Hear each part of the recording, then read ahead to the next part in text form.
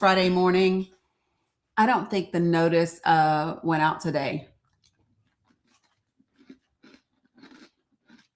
I don't think Discord sent out a notification. Do you? I didn't see it, and I normally see it. Yeah. Maybe it'll do it in a minute. Maybe. Good morning, Sue. I didn't see one either. That's not good. It's the beginning of the Constitution. Right. Good morning, Farah. Good morning, Aline.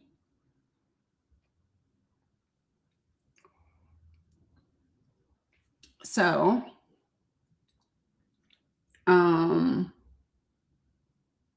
give me a second. There we go. I am bringing my backup on here. Just so that, because I haven't done that in a while, and I want people to know that I have a backup. Good morning, Marilyn. Good morning, Cam. Hey, Cam, for some reason, the notification didn't go out in Discord. I don't know why.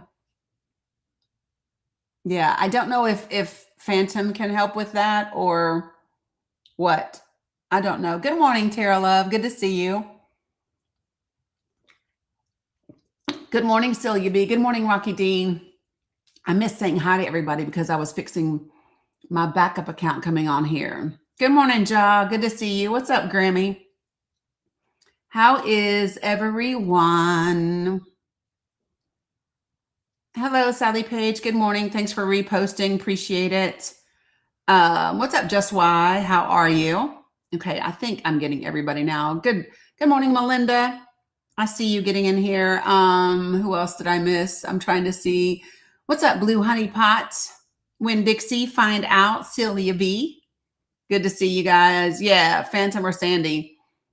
Phantom is who set up all of my widgets the first go around, but that's definitely what it is. Good morning, Melinda. I hope that you guys are excited and ready to dig into some conversations today. What's up, Yari? Good trouble. Good to see you as well. It's the Notify Me app. Yeah, see, I don't know. Good morning, Joanna. Good to see you. What's up, KT? Regular time today. Regular time today. Yep, regular time today because I have to get the girls off the bus today. Yep, I believe I have to get them. I'll double check to make sure. Good morning, MG Brock. Yeah, so folks, I'll be with you until 2:00 today. I do too. I love elephants. I just, they just doesn't go with the party. But what do we think of the graphic today? I'm wondering if it's going to bring in some folks. Hello for real with Mike. Good to see you. Thanks for joining. You'll be back at noon. Okay, find out. Sounds good.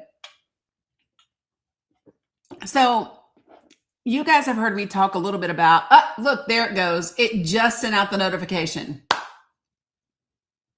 Oh, I hope your chihuahua is okay at the vet. Good morning, Cooper. Yep, me too, Cam.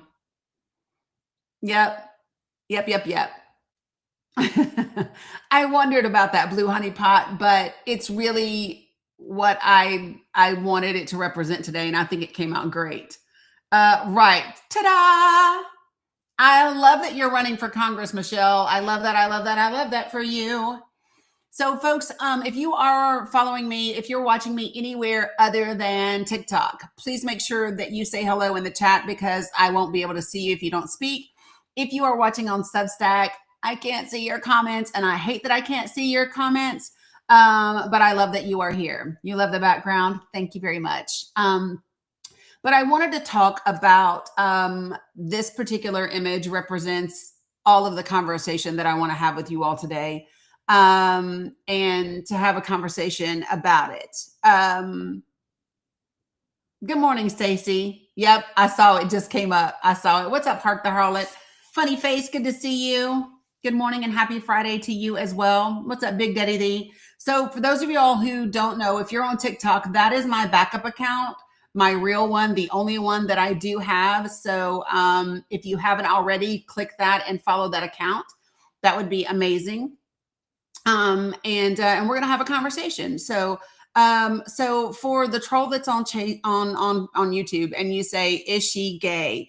I don't know why you're asking, but I'm not interested, no matter what.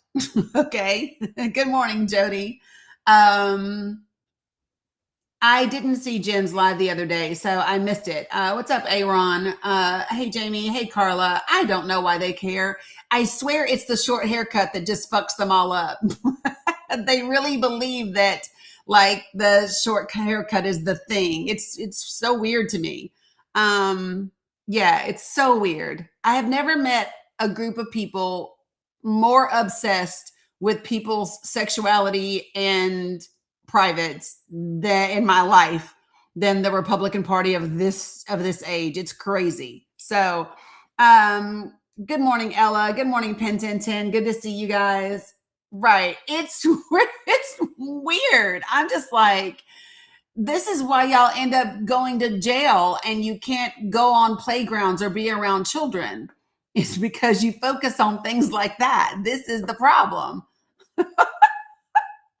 Like, it's not appropriate. It's very weird, folks. This is why you have to turn your lights out on Halloween. um yeah, I'm not presenting that way in your buy. Yeah, I'm just saying. Yeah. Yeah, it's just wild to me. You know what I mean? But it's okay. Good morning, Hussein. Good to see you. Um, I do want to tell you all this. So our friend Bilal, his wife just had to have surgery. She's going through some stuff and some additional testing. So send them some good prayers and good wishes. Oh, thank you, Tech Lady, for the hug. I appreciate that. You know, I love the bear. All right, so a couple of things. Today we do intend to have a Pally panel, but that will be later on in the show. It's 10:10 on the clock. How about that? But we are going to finish some of the conversation. Thank you, Carla. We are going to finish some of the conversation from yesterday. Yesterday we were talking about the fact that this was the talking point, right? Was that racism, Zionism, and Christianity are three of the most harmful things that have happened to, and when I say Christianity, I mean the weaponization of Christianity. That those three things have caused the most harm in society, kind of all the way around. Good morning, Invisible String. Hey, Lena, how are you? Good to see you, Drip. What's up, Breeze? Hey, Chris, Danielle, it's time for veggie and flower planting, everyone. Yep, did mine. The kids and I did mine a weekend ago. So excited about that. All right. So yesterday TikTok got a little ticked off. I guess I don't really know what was happening, and I ended up having to go on my backup for a minute just on somebody else's panel, and so I want to remind you all that that this is my backup, and you can absolutely follow me on that one as well. If anything ever happens, then that would be where I'm at. So. What's up, Baby Mo? Good to see you as well. So, folks, I do want to give a little bit of an update before we dig into things. You all know that I'm a big fan of Tad Stromer, and some of the information that I've given you guys in terms of he wrote the book. It's you saw me on Kiana's live this morning. Yes, I was there. I had a moment. I had a moment, Carla. I was getting ready actually, and so once he brought up the security clearance, I needed to jump on board and give him some information, and kind of I needed to call him out. So anyway, what's up, Steph? Good morning. Good to see you. All right. So listen, Tad Stromer is very disingenuous. He wants to be Tony Robbins, and he's not, right? He's like a Temu Tony Robbins. Good morning, Amanda. So listen, Tad Stromer is where I learned about the 1868 court case, the McCardle case, where Congress actually, I'm just saying, where Congress actually changed the laws regarding a particular type of court case, and it removed the lawsuit, the McCardle lawsuit. It removed that. I'm just saying, Aaron, it removed it. Hey, Terry, good morning. It removed that from the Supreme Court in 1868, right? And this was around the Reconstruction Acts. And I listened to him again this morning, and this is why I ended up kind of shifting a little bit. Yeah, you might have to ring the bell, sunshine to peach. Good morning, Rebel. So if you're not getting a notification, there's like, isn't there like a little bell or something that you have to hit? So like if you hit the heart and then you go all the way down, I think you can click it again for it to no. So Cooper, what happened is I was on Kiana's live this morning, and there was a white dude in there who was just being really disingenuous in the conversation.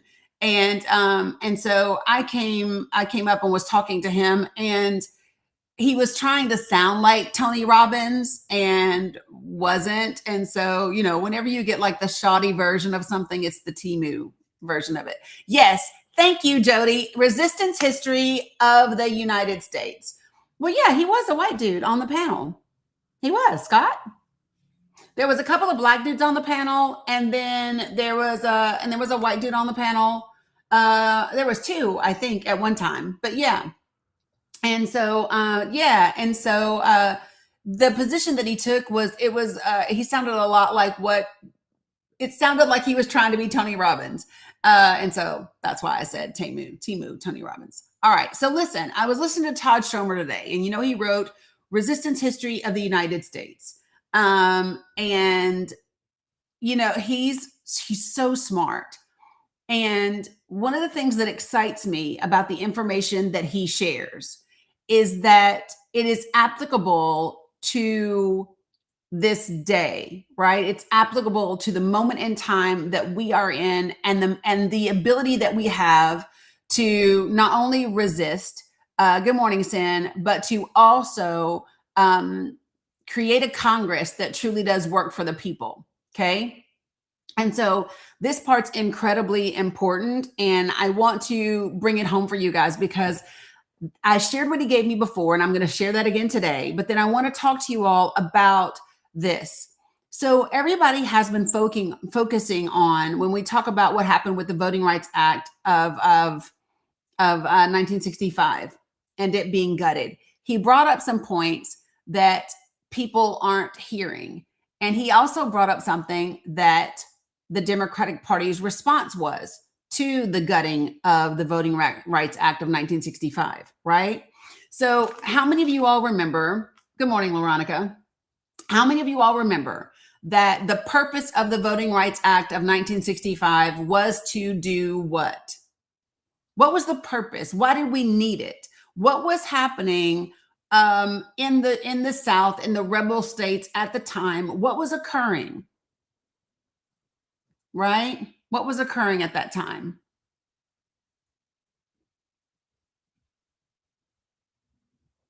Yep. We had Jim Crow. We had poll taxes. There was, right, Amy, it was to ensure Black representation. And why was that necessary? The reason why the Voting Rights Act of 1965 was necessary is because in the South at that time, if you remember, white people in the South, when they voted, the slaves that they owned were counted as 3/5 of a vote, right? 3/5 of a vote to determine what they were going to have in terms of representation, right? Got? And so you're not American. Okay. Yeah, to determine the number of electoral votes that they were getting. But that 3/5 of a person, that 3/5 of a vote, right, was of no benefit to the Black individual, right? The Black or brown person that was adding to the electoral votes of those people was of no benefit to the Black and brown people themselves. And so what the Voting Rights Act of 1965 did was it said, not only are you going to get representation and your vote is going to count for you, but it took away the state's ability to determine who was or wasn't a citizen. Think about that for just a moment, because prior to the Voting Rights Act of 1965, individual states control elections, yes or no? They do. And so the states were determining that Black and brown people could not be citizens in terms of their vote, right? Regardless of the 13th and 14th Amendment, right? I know, Sin. So I figured that this image might bring a few people out today, and I'm fine with it. Y'all know I don't care about the trolls. Okay. So when we start to think about that the individual states, the rebel states, were determining oh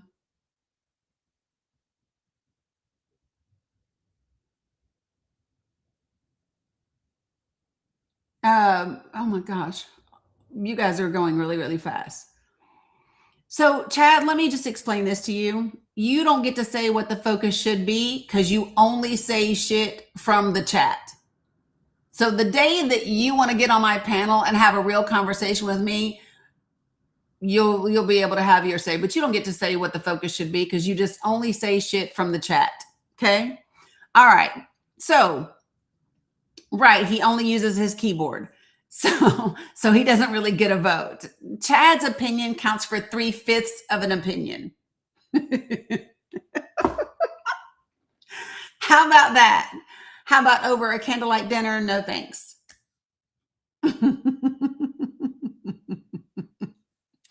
Okay, but listen, this was the part that was really important because here's what he said.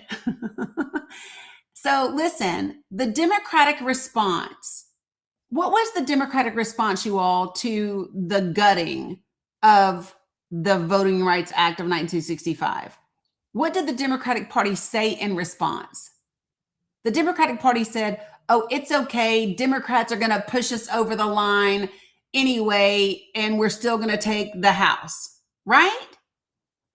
Why are we turning a literal attack on the Constitution, a literal attack on the foundation of the United States of America, into a debate about the midterms and whether or not Democrats are going to win seats? Right? Because what the Democratic Party should be doing is capitalizing on this moment to talk about what this is. Because listen, the Voting Rights Act of 1965 did not just shape the South, it shaped the entire country, right? Who? Racer? Oh my God. Okay. Who is Racer? Where's Racer?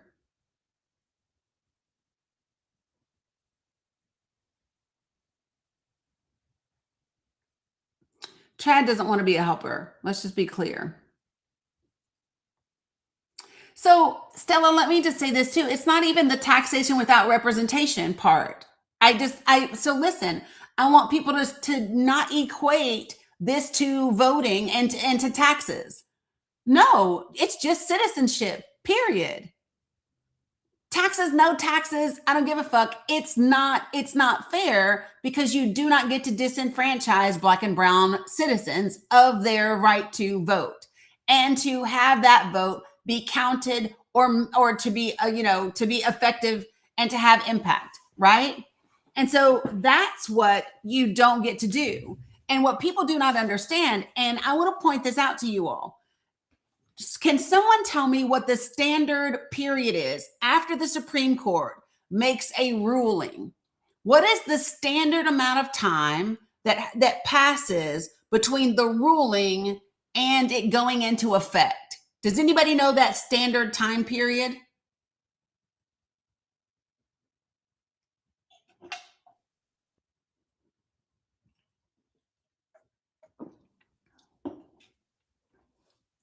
There you go, Twalk, 32 days. 32 days is the normal time period between the Supreme Court making a ruling and it going into effect. But what did the Supreme Court do in this time? This time, the Supreme Court waived that time period, you all. Because if the Supreme Court upheld the normal 32-day window, Louisiana could not have redone their maps. Did you hear me?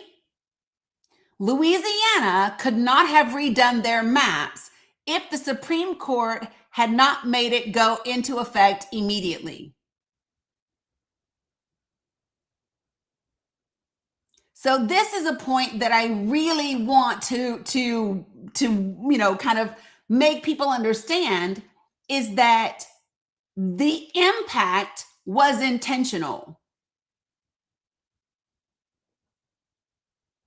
The impact was intentional.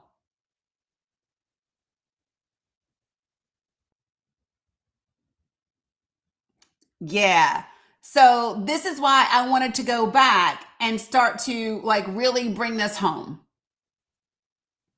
So what does that mean for us? Okay. That means we have a court that is, I don't even know what word to use about this court anymore. Do you? But what we know is there's no denying that there is an intentional effort being made to to redefine the rights of people in this country and to strip away protections that were hard earned and implemented. How much trouble are we in? It depends on what we do about it. Right? So when you say how much trouble are we in, it depends on what we do about it. Right?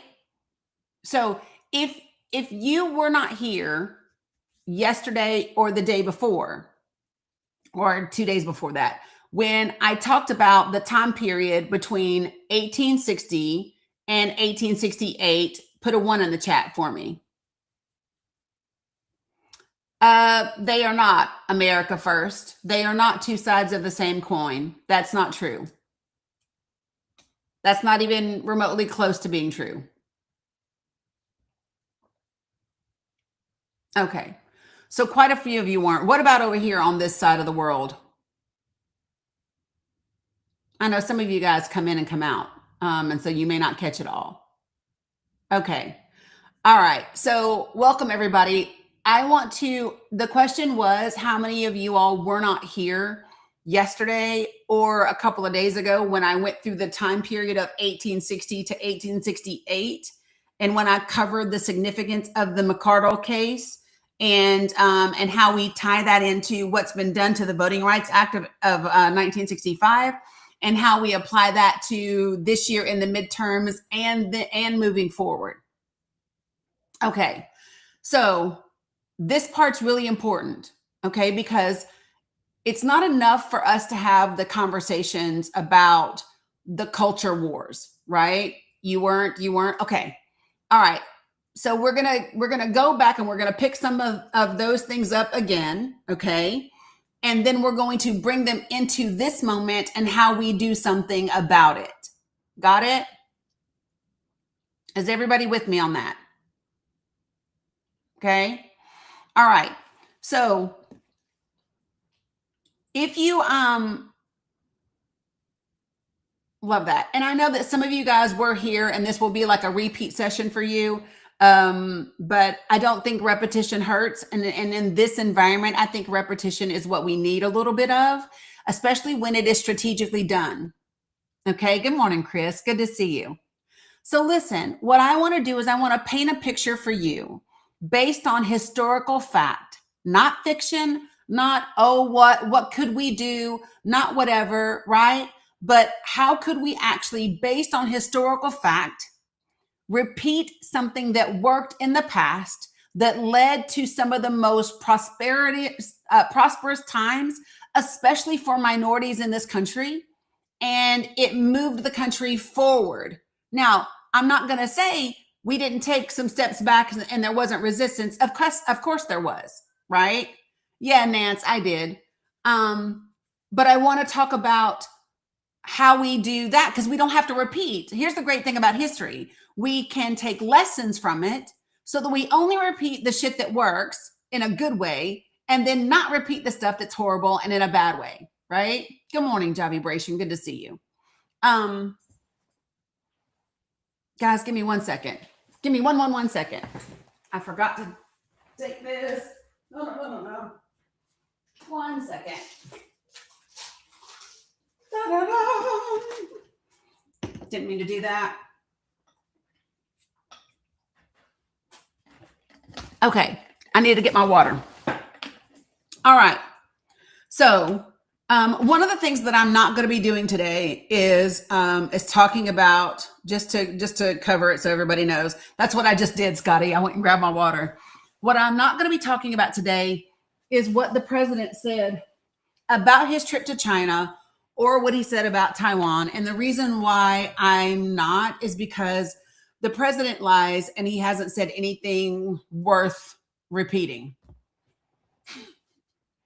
Just to be honest, the president lies and he hasn't said anything worth repeating. So I'm not going to do that. And one of the things that I would encourage you all to do is do not share misinformation that comes from anybody. When they lie, don't repeat the lie. When they lie, don't repeat the lie. Because when you repeat the lie, people hear the lie again, and then it sinks in even further. Okay? Don't repeat the lie. That will help cut down on the misinformation. Okay? Just want to say that. All right. Now, we're going to go back in time a little bit, and we're going to go to 1860. And those of you guys that have been in here with me for the last couple of days, you already know this, right? But we're going to do it again because this part's important, because I want you to be equipped. You know me, I want to show you what history has done for us, how we could use it in this day and age, and then give you the tool to actually make it happen. And the tool is Project for the People, right? Good morning, Cheryl. Good to see you. Okay. Okay, so I feel like I need to share this. Should I share this? Okay, I feel like I should share it. Okay, so remember when I started this conversation, when I started the live today, and I said I just had a very difficult conversation and I was needing to kind of get that energy, the yuck off me, right? Y'all remember that? That's Florida water, by the way. So I was having a conversation with a friend of mine this morning who happens to be Nigerian. And you know how we talk about sometimes the cultures that different groups of people have. And we oftentimes are honest about the fact that in Black and brown communities, the homophobia and the transphobia can be for real. And it's very ingrained. And it comes from just the upbringing and the belief systems, right? So I'm on the phone as I'm getting ready for today's live, and I'm on the phone with this person. And I guess there's something on TV about K-pop beauty. And, you know, K-pop is something that is big in South Korean culture. And even the men get into the K-pop beauty and whatever. And so this person is making this comment. And I'm going to share with you the comment that was made. And then I promise we're going to go back to the subject, because I just got a little nudge, and y'all know me, I follow my nudges, right? And so the person said, you know, sometimes I just wonder if this is how the gay stuff spreads. And I immediately was like, what? What are you talking about? And so that he proceeds to tell me about, I know, y'all, listen, did y'all not hear me say he's Nigerian though? Listen, did y'all not hear me say that he's Nigerian? So you know, okay? So he's talking about, they got these guys and they're doing makeup and they're doing mascara. And I said, what does that have to do with being gay? I said, you do know that putting on makeup doesn't make you gay.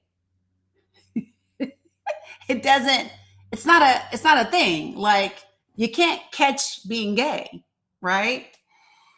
And so I know, right? And so then it goes, of course, somebody take a guess as to where that conversation went next.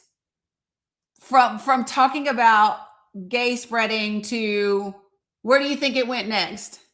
What group of people do you think we made it to next? Trans. You got it, Jamie. Now, this is gonna be interesting. Where do y'all think it went? Did it go? Because there's only two places the trans conversation ever goes. Where do y'all think it went?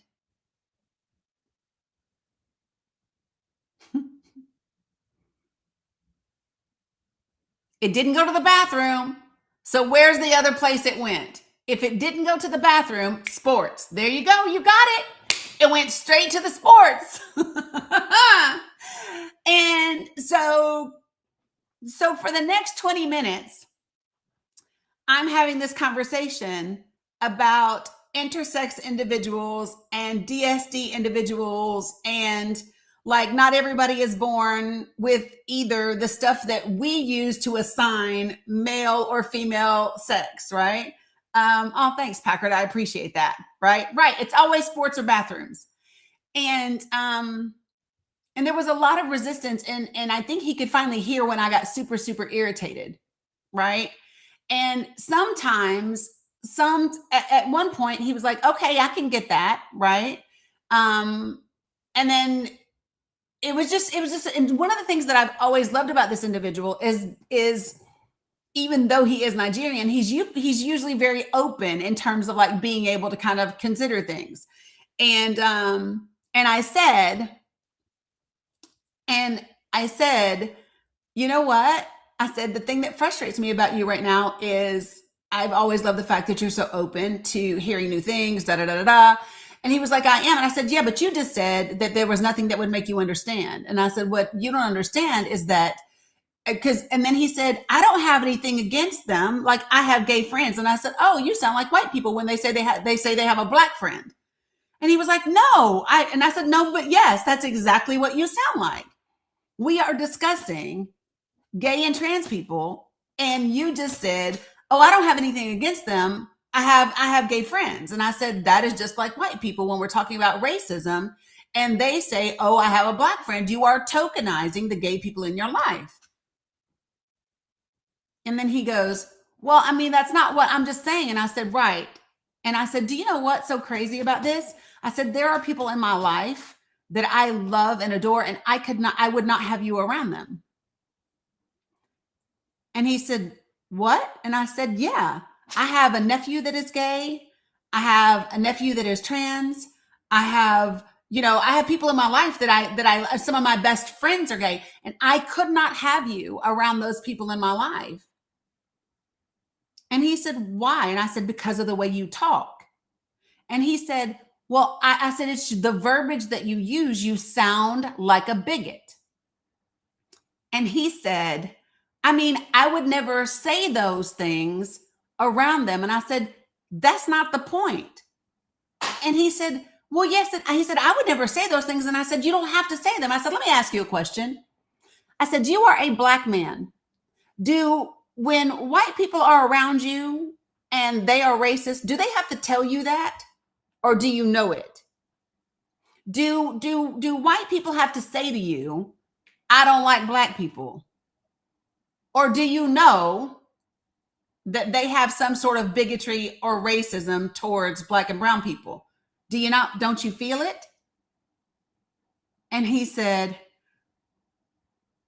well, I said, right. They don't have to say it. You know it. You would be different around them, and they would know it. And I would never bring someone around my folks that would know that that person is bigoted towards them. I would never do that. And listen, then it was okay, so we can talk about this some more, right? And he said, well, you're the one person that I can talk to about these things, and I listen. And I said, I know you listen. And I am not saying that you should be where I am in my understanding. I said, because this is one conversation that you're having with me. I have these types of conversations all day long for hours at a time. So I'm not asking you to think what I think. What I am saying to you is that the facts actually do matter. and when you desire to show up for people. And I said, when you say things like, because he said, he said, I bet right now you can't get a show on in Hollywood if you don't have one gay scene. And I said, oh, you mean like when they started talking about having interracial couples on TV? Do you remember that? Do you remember that? When they didn't like the fact that Black people were on TV shows now? I said, there are about as many DSD individuals and intersex individuals in the world as there are redheads and as there are left-handed people. And I said, and you know what's crazy is those people were demonized at one point in time too. Those people were demonized at one point in time too. And then we know better. And when we know better, we do better. Right? So, when I got on this morning, because I tend to get very like, I got mad at one point. And I think what really got his attention was when I said, there are people in my life I would not bring you around. And the reason I'm sharing this with you all is that, do you remember the other day when it was yesterday, when, who was on my panel yesterday? And was it yesterday or the day before? When we were talking about race and everybody was like, oh, she's got some more deconstructing to do. Do y'all remember what I'm talking about? And we started talking about the fact that the way that you behave and the way that you're an ally, right? The way that Gossamer, you got it, Lanny. And the way that you are an ally is you address it in the moment when it happens. Was it yesterday? Y'all know I can't keep my days straight. But here's the thing, y'all, I knew he was going to irritate my soul with this fucking conversation. Listen, I knew as soon as I heard him say, oh, see, I just wonder if this is how gay spread. I knew that if I said something, that conversation was going to irritate my soul. And I knew I was going to have to start the show in 30 minutes, right? But I could not speak up. Did you hear me? I could not speak up. We can't step over the moments because we don't have time for them, or because they're uncomfortable, or because they're irritating, or because they are whatever, right? Oh, it ended fine, Conchita. I mean, he loves me to death. So, and he was like, yeah, we can talk some more about this later. Yeah, we can. But I'm saying this because I want you all to understand, in every situation, whether it is about racism, whether it is about the attack on the Constitution that is currently happening, whether it is about LGBTQ community, whatever that is, right? When the moment happens, it's our responsibility to address it in the moment, right? Even if you have to say, listen, I don't have time to go into this full discussion now, but you just said something that I need to address. I need to say this to you right now in the moment, and then we can come back to it, right? Good morning, Jules. And so I'm sharing that with you all to say that right now, in these moments, it is critical that you address every teachable moment. Good morning, Sandra. And there's this fine line, you all. Right. You address it in the moment, Carla. And what's the other key to that? What's up, Ahmed? What's the other key is to have it in such a way. Do you all remember when I first had my conversation with Sherry? What did I say to do y'all remember that in that conversation with Sherry, the first time that I met her? Well, so Amanda, I don't think it should be without emotions. I think emotions should be there. I just think that they should be authentic. And I think that those emotions should be done in such a way that if you see, there she is. Hey, Sherry. So what do I say we have to bring to every conversation? It should be compassion, authenticity, Yep, respect and vulnerability.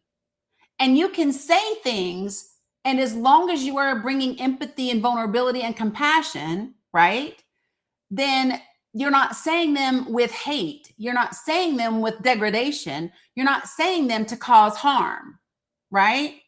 So, like when I literally said, "You sound like a bigot," normally you would think that saying bigot to someone would make them angry, but he didn't get mad. Why? Because of the way that we were having the conversation, right? And this is the part where, listen, y'all, when we get into how we have the conversations, how do we share information with people? Because people do not care how much you know until they know how much you care. Why is it every time you say something online, the conservatives start with a name calling? Well, I'm not saying that they use the same techniques I do, right? How do you respond to their name calling? Right?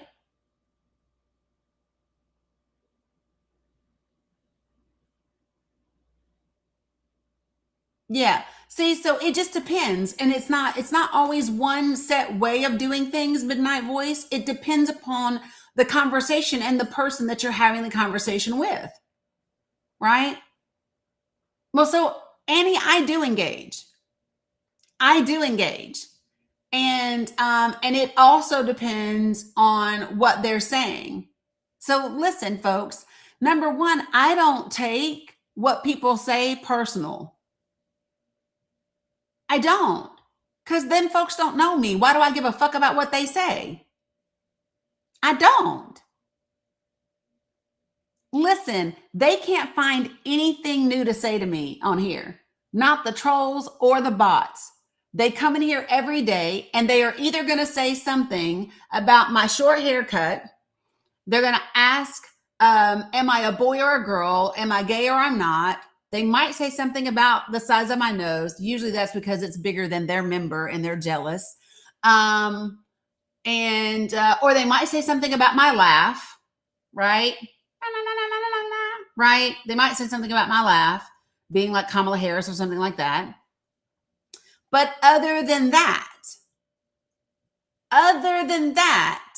what can they say? Nothing. They are looking for a reaction from you. They are looking to distract from you. They are looking, right? And my thing is, if that's all you got, I done heard that shit my whole life. You think you're the first person to ever make a joke about my nose? Or about whether I'm too light or too dark or too anything else? Do you really think that?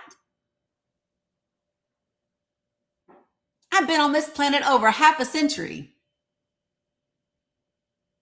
You're not going to come up with nothing new. And the bottom line is no matter what you say, I'm going to still be here every day giving facts that fucking matter and giving people the information they need to help create the country that we all desire and deserve to live in.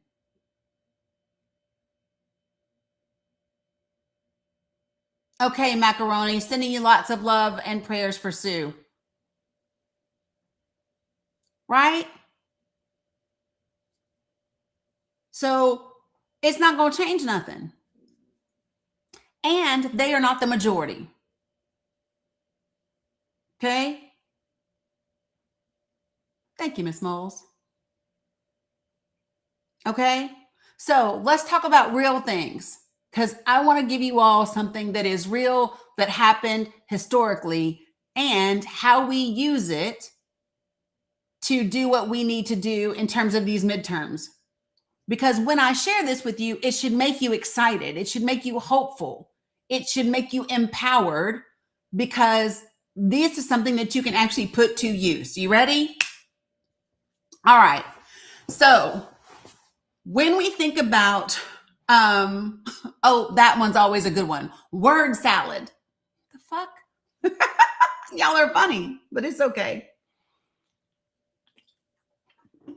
All right. So here we go. All right. So 1860, South Carolina becomes the first state to secede from the Union, right?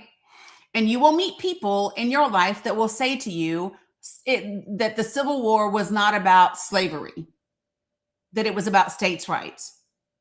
And what I would share with you is that the Civil War was about states' rights, but it was about the states' rights to enslave Black and brown people. That's what it was about. Those were the states' rights that were in question. Okay. And South Carolina told us that, right? So if you are in here and you have never heard me share with you part of South Carolina's secession document, put a 1 in the chat. If you've never heard me share South Carolina's secession document, put a 1 in the chat. Okay, let's connect some dots for everybody, okay? So, I still have it pulled up. This is when your ADHD comes in really handled. Okay, handy. All right, so I'm going to share my screen with you guys over here, and I want you guys to stay in with this, okay? So the very first part of this document, they spend a lot of time setting the stage and the foundation for why their secession is legal, why their secession is justified, and they do it by comparing the position that they are in to the position that the 13 colonies were in when we left Britain, okay? So, first of all, the title of this, all magnetic people, I'm sure. First of all, this is the title, Confederate States of America, Declaration of the Immediate Causes. Buenos dias, Mr. Barrios. Good morning, Jay Nice. Immediate causes which induce and justify the secession of South Carolina from the federal union.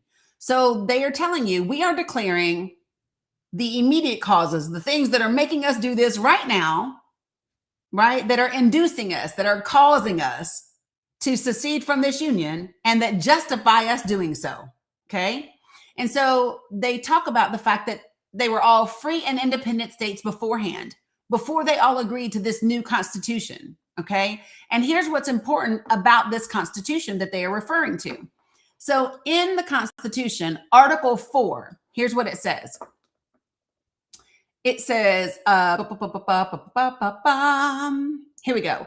The Constitution of the United States, in its 4th article, provides as follows, quote, no person held to service or labor in one state under the laws thereof, escaping into another, shall, in consequence of any law or regulation therein, be discharged from such service or labor, but shall be delivered up on claim of the party to whom such service or labor may be due. So in layman's terms, they just said, listen, if our enslaved Black and brown people get to your free state, they're not free and you have to give them back. And they put that into the 4th article of the Constitution. Got it? And then South Carolina goes on to say something that is so important, you all. It says the stipulation was so material to the compact that without it, that compact would not have been made. In other words, they said, this is my non-negotiable. South Carolina said, listen, if you don't agree that if our enslaved Black and brown people don't get to be free when they come to you and you won't give them back, then we're not joining. It's a non-negotiable. It's not going to happen. If you do not include this provision in the compact, we're not joining. What'd you say sorry for, Alice? Oh, you mean for accidentally tapping your way in the request? No problem. Appreciate you, Elizabeth, for the winks. Okay. So it was so important to the state of South Carolina that they get their enslaved people back, that they were refusing to join the federal union unless that was included in the Constitution. Okay. And it goes on to say, the greater number of the contracting parties held slaves, and they had previously evinced their estimate of the value of such a stipulation by making it a condition in the ordinance for the government of the territory, right?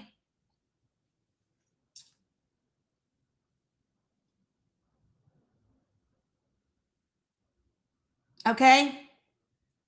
So then it goes on to say, the same article of the Constitution stipulates also for rendition by the several states of fugitives from justice from the other states.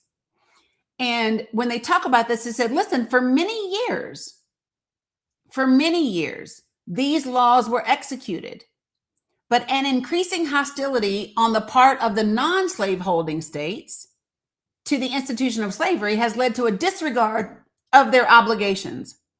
In other words, y'all don't like slavery anymore, and you are hostile towards slavery. So you've stopped giving us back our enslaved people when they get to your free state. Good morning, Em. And listen to what it says. It says, even the states of Maine, New Hampshire, Vermont, Massachusetts, Connecticut, Rhode Island, New York, Pennsylvania, Illinois, Indiana, Michigan, Wisconsin, and Ohio. Not Ohio, geez. And Iowa have enacted laws which either nullify the acts of Congress or render useless any attempt to execute them. In many of these states, the fugitive is discharged from service or labor claimed, and in none of them has the state government complied with the stipulation made in the Constitution. And so they said, listen, we're out. We are no longer bound to this compact with you, right? Because of that. So they seceded because of slavery, period, right? And so what people need to understand is that when the argument is made that it's not about slavery, yes, it was, right? And then what happens from 1961 to 1966, we have the Civil War that takes place. And then out of the Civil War, we had what? We had losers. The losers were the Confederate States. Okay. So for all of you all flying a Confederate flag, that's treasonous. Okay. Because that flag was on the losing side. Okay. It goes against the United States of America to be flying that flag. All right. Just saying. Now, in 1965, in the middle of that Civil War, what happened? We got the 13th Amendment. And the 13th Amendment kind of, sort of, a little bit, freed Black and brown people. Kind of, sort of, a little bit. Okay? What it says is, you can't be put into slavery except as punishment for a crime. And so after we had the 13th Amendment, we then had what? We had Black Code laws and all of these different laws so that if you jaywalked, you could be enslaved and da-da-da-da-da. And that was happening in the Confederate States, okay? And so the Confederate States were still saying, listen, you can't, you can have a poll tax, you can do this, you can do that, but literacy tests, like you still do not get access to all of your rights as a human being. You don't get to be a citizen in the United States of America. You don't get all your rights as a citizen here because we, the state, say so. And Congress was like, that's not going to work for us. Okay.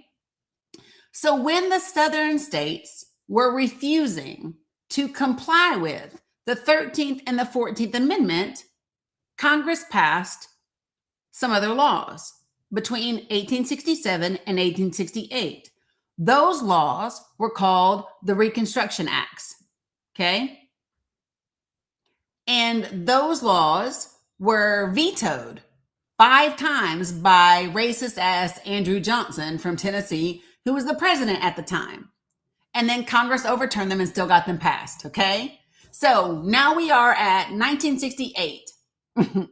And the rebel Confederate States don't want to tell the enslaved people that they are free, and they don't want to tell them that their children are automatically citizens, right? They don't want to do that. Good morning, Bronze, okay? And Congress is saying, did I say 1868? Yes, Desi, that's what I meant. 1868 is where we're at. Okay. Good morning, Audra. So 1868, Congress passes the Reconstruction Act, which then says we're going to take these rebel states and we're going to divide them up into 5 different districts, and we're going to deploy our military to enforce the 13th and 14th Amendment. You got it? And this is why it took 2 years for the military to get down to Texas, for those people to know that they were free. That's why we got Juneteenth, right? Okay. Yep. Martial law in the South. That's why. Because they didn't want to honor the 14th Amendment. It took the military coming there. It took the federal government passing those laws. So when people say to me, whether it is about AB, whether it is about educate, no matter what it is about, when people say to me, why not just give it back to the states? My answer is always because history has told me different. History has told me that if we leave it up to the states, many of the states will not give us the rights that we are entitled to by law in this country. We already know that when it was up to the states, women did not get all of their rights. We know when it was up to the states, Black and brown people did not get all of their rights. We're not giving it back to the states. And that's why the Supreme Court gutting the 1965 Voting Rights Act is a fucking problem. Because the Constitution gives all provision for elections to the states. So did you all know that? States are responsible for when they have elections, where they have elections, how often that's state laws. All of the states have their own laws and they have their jurisdiction over elections. The only thing that the federal government has to do with elections is financing. They help fund those elections. Okay? So when the Supreme Court guts the Voting Rights Acts of 1965, they are now giving, to some degree, states the right to determine how much of your rights you get when it comes to voting. Because it's not just about, do I get to have access to my vote? It's, does my vote get to matter? Or are you intentionally disenfranchising me and my vote? Are you diluting the impact of my vote when compared to everyone else? And the reason that you have to now get that this is intentional and that the Supreme Court is complicit is because that 32-day window, when normally when the Supreme Court makes a decision, it's at least 32 days before that decision goes into effect. This Supreme Court waived that 32-day period and issued it effective immediately so that Louisiana had time to redraw their maps. Because had they waited 32 days, Louisiana, it would have been too late. So you need to understand that this act taken by this Supreme Court was intentional to attack the Constitution.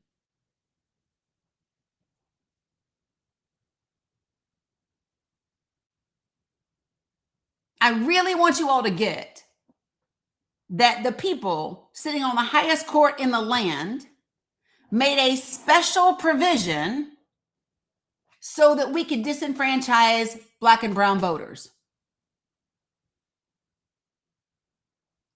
And this is a direct attack on the Constitution. It is a direct attack on the nation as a whole.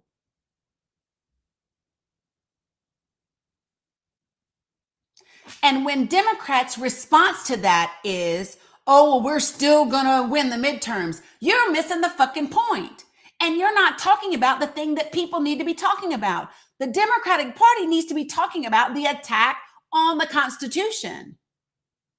The Democratic Party needs to be talking about the attack on the makeup of our country. Stop making this about seats. Stop making this about the midterms. This is about so much more than that. People are acting like this is not a huge deal, but it is. And I want to remind you all, because I said this in 2024, and I'm going to say it again. So, Vance, why don't you join the panel and we can talk about your comment while I grab this book. I sent you an invitation, so please join. Did y'all hear my damn phone take a picture of itself? I swear when I shake it and my stand hits the back of my phone, it thinks it's a double tap. Okay, so Vance, I guess you're not joining, right? No? That's what I thought. Just sit on down there and act crazy. Just saying. No, girl, that's literally I have it on a stand. And as soon as I sat down and it jostled, it thought it double tapped the back of my phone, so it took a picture. Now, I want to remind you, how many of you all were not following me before the 2024 election? Put a 1 in the chat if you were not following me before the 2021 election. 2024, damn it, 2024. I'm tired, y'all. There's a ton of y'all. Okay. So before that election, the people that were following me before the 2024 election, put a heart in the chat for me. These are the OG Danikins. All right. So the OG Danikins and we were talking about this book that was written by Kevin Roberts. Look at my old school Danikins. I love all of y'all that are here now. I really do. And I appreciate y'all. So we started talking about a book that was written by Kevin Roberts. Kevin Roberts is the president of the Heritage Foundation. Now, he was the president of the Heritage Foundation in the summer of 2024. But in July, when Project 2025 became mainstream media, he resigned. And he did something else that was really slick. Appreciate you, Sam, right? He did something else that was really slick. He had a book. That was due to come out in September of 2024. What's up, Carlos? But he changed the publication date of the book, and he pushed it till 1 week after the election. Literally 1 week to the day after the election, he changed when his book was coming out, okay? The original name of the book was Dawn's Early Light, Burning Down Washington to Save America. And it had a big old match in the middle of a red cover, in the middle of a red cover. Okay. Now, a couple of, the New Republic was one of them, but a couple of people started talking about the foreword that was written to this book. The foreword was written by the current Vice President of the United States, J.D. Vance. And when I first started sharing this with people, I specifically started pointing out certain laws and certain things. So listen, and I am not Miss Cleo, and hold on. They're bringing me a new dishwasher, y'all. Hold on. I heard you roll it down the hallway. Come on in. All right. We'll set this aside for a minute. We're going to yank out the old one first. Okay, that's cool. Thank you. Okay.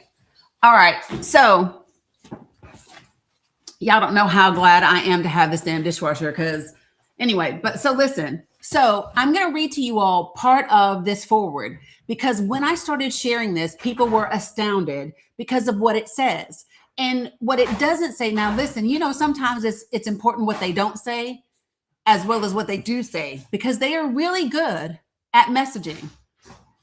I think if anybody is being honest, they will admit that the conservatives are really good at messaging. Yes? Good morning, Tiffany. Good to see you. But you've got to hear what they're saying and understand. So listen to J. So J.D. Vance wrote this forward, and I want you to listen to the end of it, okay? So he says, we need more than a politics that simply removes the bad policies of the past. We need to rebuild. We need an offensive conservatism, not merely one that tries to prevent the left from doing things we don't like. And he said, here's an analogy I sometimes use to articulate what the previous generation of conservatives got right and wrong. Imagine a well-maintained garden in a patch of sunlight. It has some imperfections, of course, and many weeds. The very thing that makes it attractive for the things we try to cultivate makes it attractive for the things that we don't. In an effort to eliminate the bad, a well-meaning gardener treats the garden with a chemical solution. This kills many of the weeds, but it also kills many of the good things. Undeterred, the gardener keeps adding the solution. Eventually, the soil is inhospitable. In this analogy, modern liberalism is the garden is our country, and the voices discouraging the gardener were conservatives. This is the part I really want you to hear. We were right, of course, in an effort to correct problems, some real, some imagined. We made a lot of mistakes as a country in the 1960s and 1970s. But to bring the garden back to health, it is not enough to undo the mistakes of the past. The garden needs to not just stop adding a terrible solution, though it does need that. It needs to be recultivated. Now I want to pause right there, and I want to point out a couple of things. So he said that we made mistakes as a country trying to correct problems, and some of those problems were real, and some of those problems were imagined. And we made those mistakes as a country, right, in the 1960s and 1970s. So in the 1960s and 1970s, I want you to think about federal legislation, federal actions that the government took as a whole, as an entire country, that was meant to correct problems, that was meant to correct wrongs. What were they? Were they not? The Voting Rights Act of 1965, the Fair Housing Act of 1968, the Voting Rights, right, FOIA, the Civil Rights Amendments, women's rights. Yep. And it's interesting that he talks about these being mistakes. He said it was a mistake for us to do these things, and we need to undo them. Y'all, that's J.D. Vance talking. That is the current Vice President of the United States of America, who says that those things need to be undone because they were mistakes.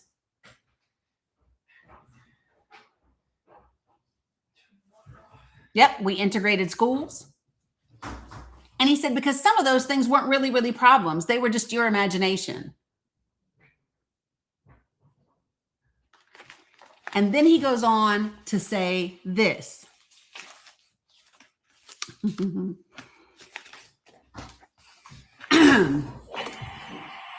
Appreciate you guys. He says, as Kevin Roberts writes, quote, it's fine to take a laissez-faire approach when you are in the safety of the sunshine.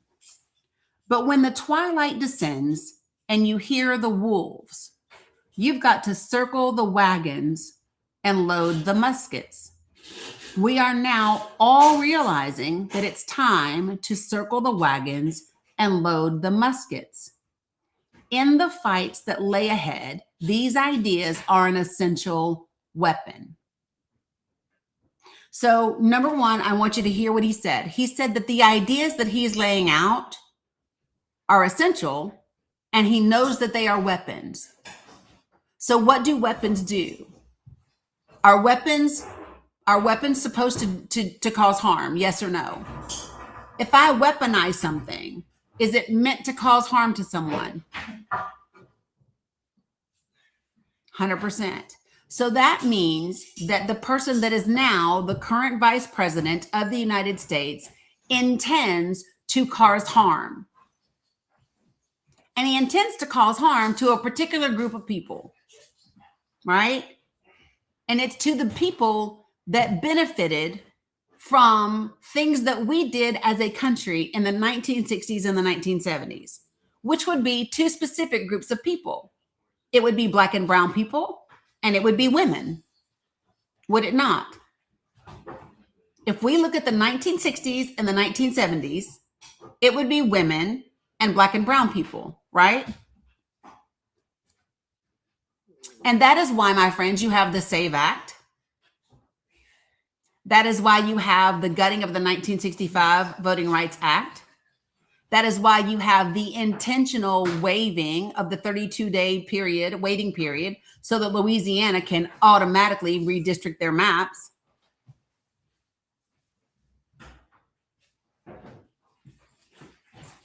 Now, the thing that's great about this, okay, is history has given us a tool to utilize for this, because we've had this before. We've had this before. We've had a Supreme Court that likes to violate civil rights and that is racist, and we've had a president that was racist and also a fascist, right? Well, yeah, it'll get disabled people, 100%. So let me hold on.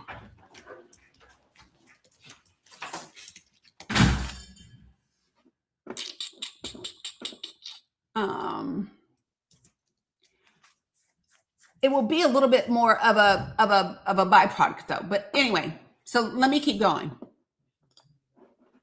So I want you all to really stop and think about what they are saying to you.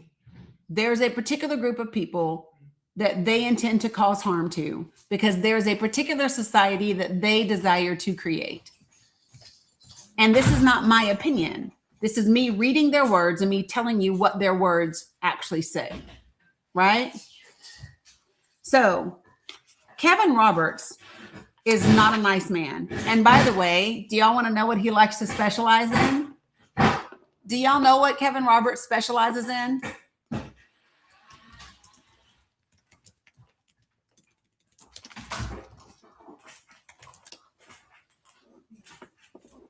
He wrote an entire PhD on enslaved Black people.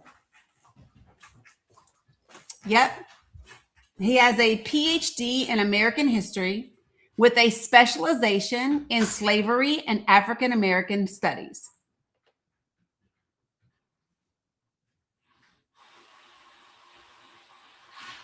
He studied the enemy. Yep. How about that? Sure did.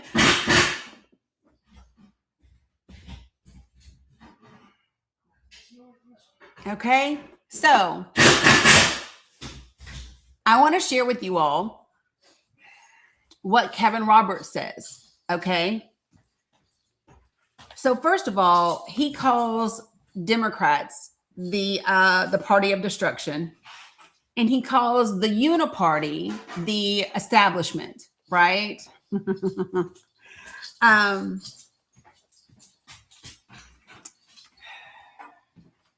Let me share this with you all. He says, the party of destruction viewed the existing order of human life as a prison.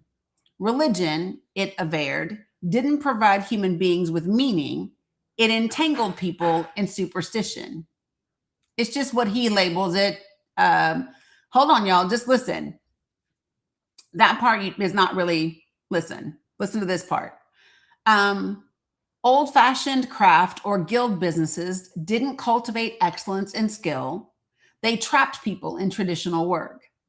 Culture, law, and strong family ties didn't provide life-giving civic life, they repressed people by forcing them into traditional villages and traditional gender roles. A lack of education trapped people in a folk mindset. Traditional institutions trapped people in hierarchy, superstitious religion, and old ways of doing things. Rather than negotiating trade offs between different underlying traditional values, the party of destruction, who he calls the Democrats, sought the revolutionary reestablishment of all human relationships. What did it want instead? It almost can't help but sound appealing if only we can forget what it really means. So he's decided what it really means for you. And he said, the party of destruction wants liberation, emancipation.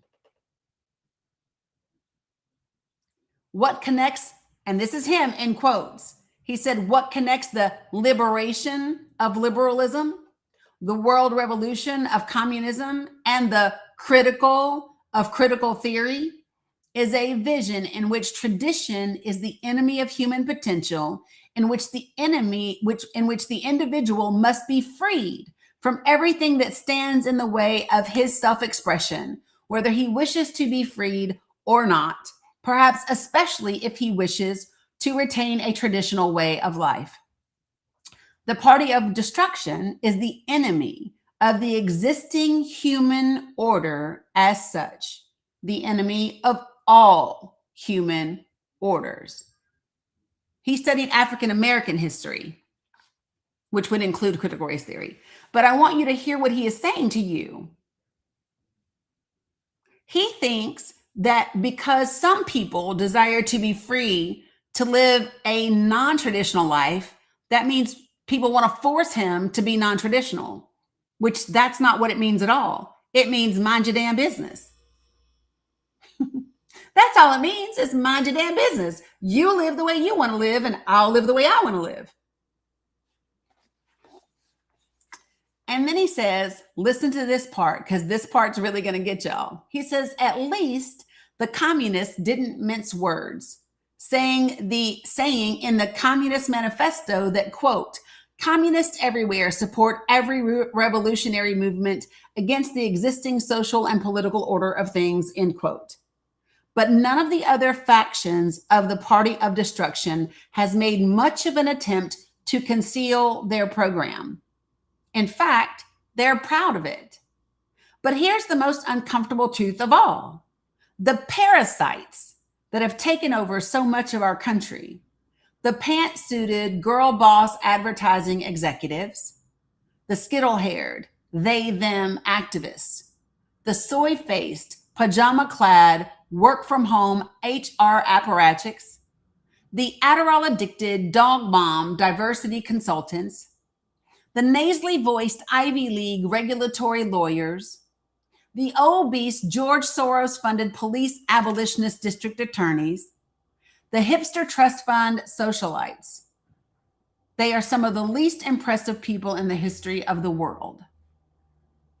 The Uniparty would never have achieved what it has in this country without a great degree of rottenness, of decadence, of torpor, of complacency already afflicting us. The first enemy we must face in our crusade to take back our country is within ourselves. Hey, Rosalind. I believe, this is him talking, I believe that our best days are in front of us. There are no shortcuts or silver bullets.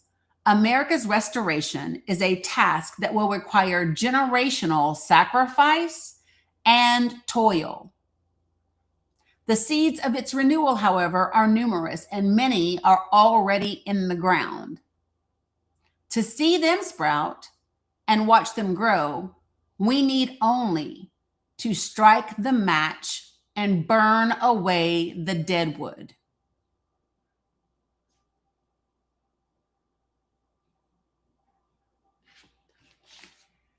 I want you all to understand that they desire for you to sacrifice and toil because they have a world that they desire to create.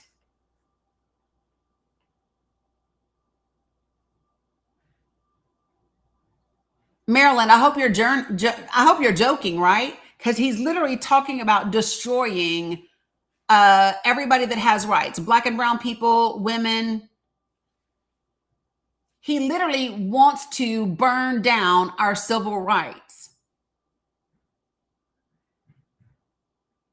And he calls the Republican Party the uni party. And he says that there's parts of the uniparty that need to also be killed because they have allowed this liberalism to grow.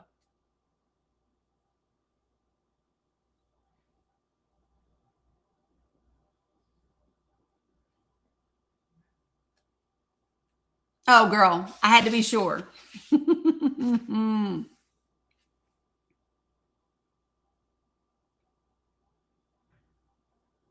This is Kevin Roberts, who is the president of the Heritage Foundation and the current vice president of the United States, wrote the foreword to this book.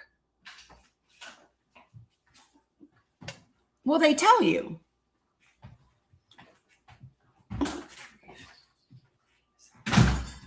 You need me to move that? You good? You're good. Okay.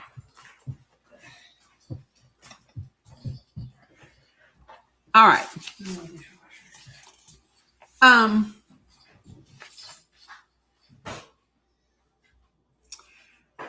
I want to tell you all another part of what he said, okay?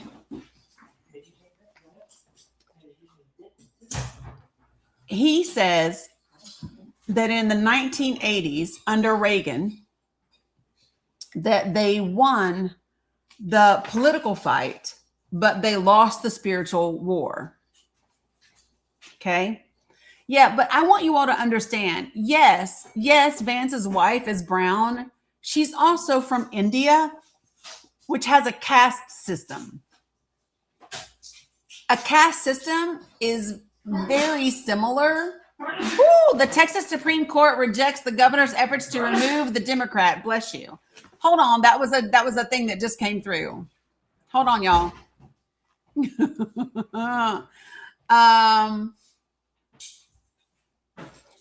Stop. I need Texas's Supreme Court rejects the removal of Democratic lawmakers who led a quorum break over redistricting. They cannot be removed. Also, everybody should know that the Supreme Court is also keeping access to mifepristone, right? Well, I don't know that she holds. Well, I think his wife is a little bit different. Yep, Wawa a glimmer. So it's just important to remember the similarities between racism and a caste system, okay? It's important to know those similarities. I think Blue Honey Pot, it's just, so basically rich people marry other rich people and you don't really change. Like whatever you're born into is whatever you are. And they stay within their system. So let me see if there's a graphic. Hold on, because I don't want to go into it too much because it's not really the purpose that I want to. Let me see if this is a better one to show.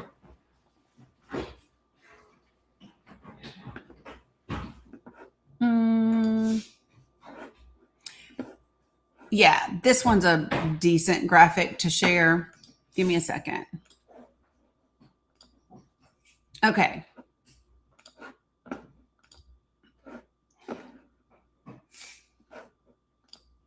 Boom, boom, boom. All right, so let me show you guys.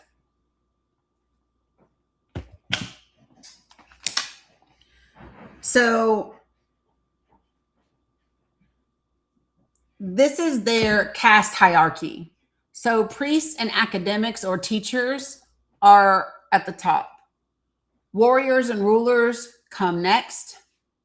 Merchants, traders, and farmers are in the middle. Laborers are down here. And then the oppressed and backward classes. It's crazy to me that you actually have a designation for people that are oppressed, but yes, they do. So this is their caste system. And so someone from here doesn't marry someone down here. Like you're born into a caste system and you're not getting up here. Okay?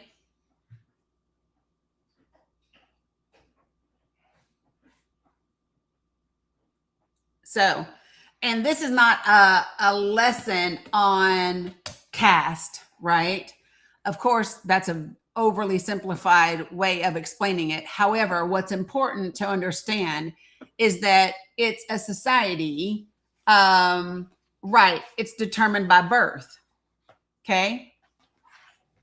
And that is why, yep, which again is part of birth. So, anyway, I want you to hear some of the other things that he says because this part's important. So remember how we talk about the weaponization of Christianity, right? And anybody who's being honest will admit that religion has been weaponized in politics for a very, very long time, right? And one of the things that Kevin Roberts talks about is how we need a spiritual component to this fight. And when I say we, I don't mean me, I mean him. Okay. What's up, Dr. Amy? Good to see you. Okay. And so I'm going to share a little bit more. Okay. Are you guys ready? So he's talking about how Ronald Reagan did this great turnaround back in the 1970s at the dawn of the 1980s, right? And this was when he was going up against Jimmy Carter, right? And there, he says there had been a painful economic disruption and stagnant growth with fiscal insolvency and a massive energy crisis, right? And he says everyday Americans were suffering as inflation spiraled upward. Kind of sounds familiar. Wages didn't keep up. Kind of sounds familiar. And rising interest rates put owning a home further and further out of reach. Again, kind of sounds familiar. Energy prices crept steadily higher. Sounds familiar. Supply failed to keep up with demand, and a recession loomed. Violent crime raged on the city streets. I don't really know about that. And once flourishing urban centers were emptying out. In the wake of violent killings and riots, racial tensions had never been worse. This is how he's describing the 70s.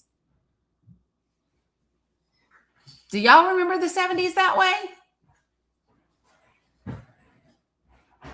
Y'all, CI Trader is never getting in the box. They come in here to disrupt and distract.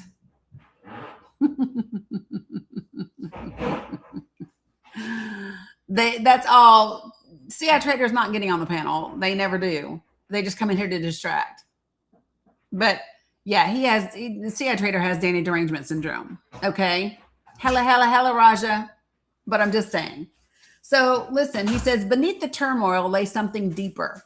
President Carter put his finger on the problem in a July 15th, 1979 primetime address called The Crisis of Confidence.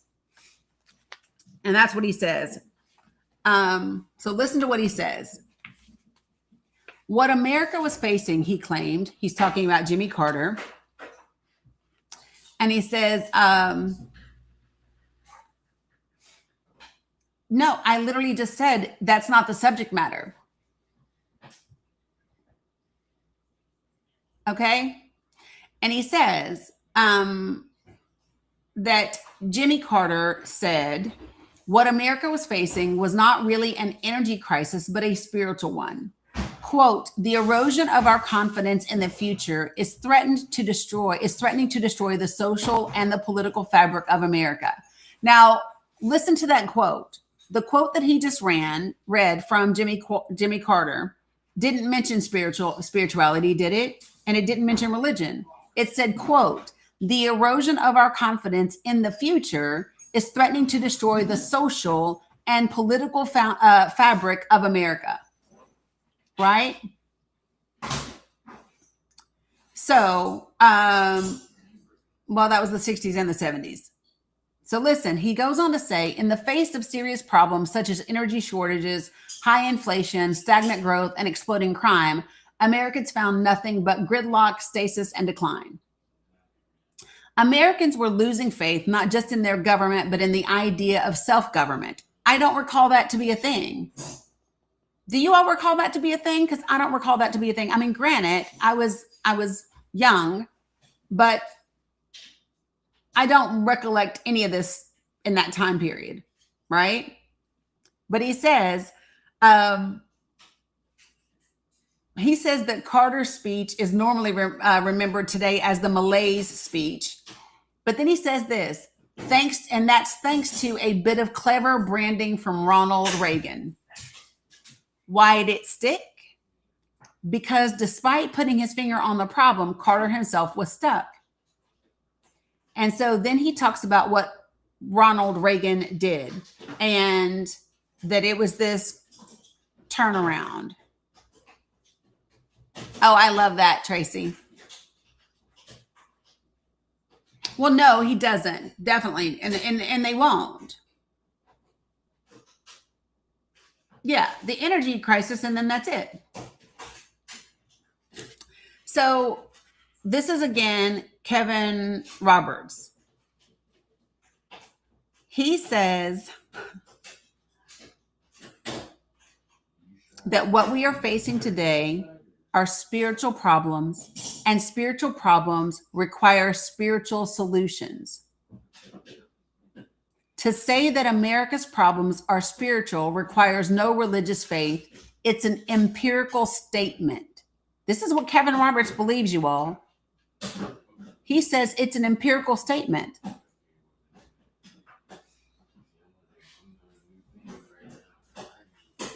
I don't know how y'all feel about that, but I don't want anybody else's religion dictating solutions.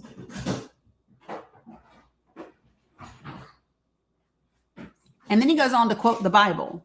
Are you ready? He quotes Galatians 5:22 through 23, which is crazy because if you know that scripture is the fruits of the Spirit. It is Christian nationalism, Merlot. That's the point. But if you know Galatians 5:22 and 23, that is the fruits of the Spirit. And he says, quote, by their fruits you shall know them, the good book says. Now, he didn't list the fruits, y'all. He didn't list the fruits. Now, let me tell you what he goes on to say. He says, spiritual reality, listen to this, spiritual reality has to do with an inner substance, which cannot necessarily be seen on the surface, but which with equal necessity will show itself over time until the outer appearance matches the inner reality. What do you mean?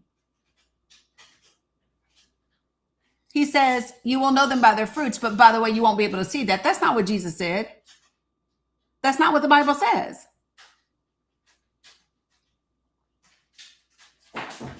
And so here's what they believe, you all. They believe that by having the Civil Rights Acts and the Voting Rights Acts and the Fair Housing Act and all of the legislation and all of the integration and the evolution of women in society and in places, ERA, all the things. They believe that those things are what's caused us to be in the place that we are in now. They do not see corporate greed and vulture capitalism as being the catalyst for where we are. They are just saying that, oh, these things changed, so they are responsible for everything that we don't like that exists today. Because they're not understanding that correlation is not causation, and that there are actually other things that took place during the same time frame that caused the things that we don't like. And so they are choosing a culture war rather than an actual fact-based conversation, a policy war. They want to make it about your culture and your spirituality, right? And if your spirituality doesn't align with theirs, then yours is not correct. Do you understand? That's how they get to culture wars. Because if they can keep you in a culture war, they do not have to talk about policy. And policy is where the problems exist and the solutions can be found. Now, remember when we started this live, we started talking about what was happening in 1860 down to 1868. And remember when I said that Congress had passed the Restoration Acts of 1867 and 1868, and that is what enabled the US military to go into the rebel states to actually uphold the 13th and 14th Amendments, right? So here's what happened after that, and this is where our lesson needs to be.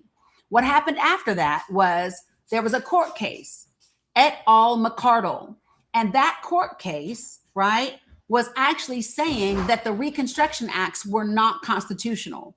And what Congress understood was that we had a racist Supreme Court, right, and a racist fascist president, and they did not want to have those advancements undone. So what Congress did is while that court case was before the Supreme Court and they were in deliberations, Congress passed a law that took away certain types of court cases from the Supreme Court's jurisdiction. And so in the middle of deliberating for that court case, the Supreme Court lost jurisdiction over that case. And then Congress expanded the court officially to 9 seats. 9 seats for every district. 9 seats for every district. You got it? So what can we learn by that? What we know, what's been demonstrated in historical fact, is that Congress has the ability to not only put checks and balances on the executive branch, they have the ability to, in some ways, right, be able to put checks and balances on the judicial branch. So in 6 months, we get to determine what the makeup of Congress looks like. And then we get to perfect what that makeup of Congress looks like in 2028, and then again in 2030 and 2032, right? So this should give you hope, and it should empower you to know that if we get on the ball and do our due diligence over the next 6 months, we can put a Congress into office that will absolutely put this administration, no, they just brought me a new dishwasher, right? And put this administration in check, and also, right, be able to check what the Supreme Court does or doesn't do. Now, some of you have been asking me, how do we do that? I believe we do that in 3 ways, okay? And I really want y'all to listen with me. Hey, William, nice to see you. Let me take a drink of water, y'all. Hold on. So here's how we do this, all right? The first is through elections. We have to get the doctor, go look up McCardle. That's what I want you to do. I want you to go look up McCardle. Because what you just said is inaccurate.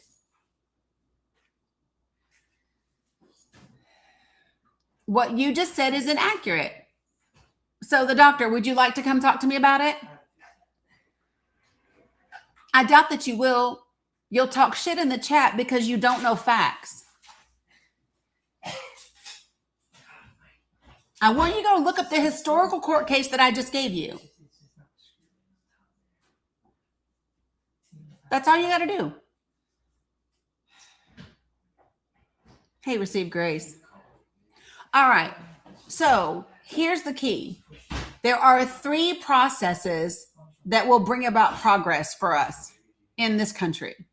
One is going to be elections and getting serious about winning elections and having a winning strategy for elections, right?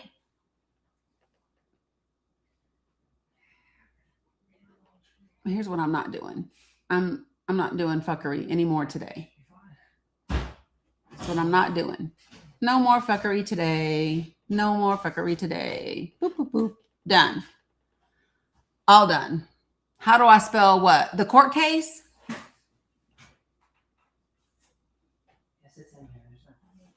I did 2 of them. McCardle, MC, and then CARDLE.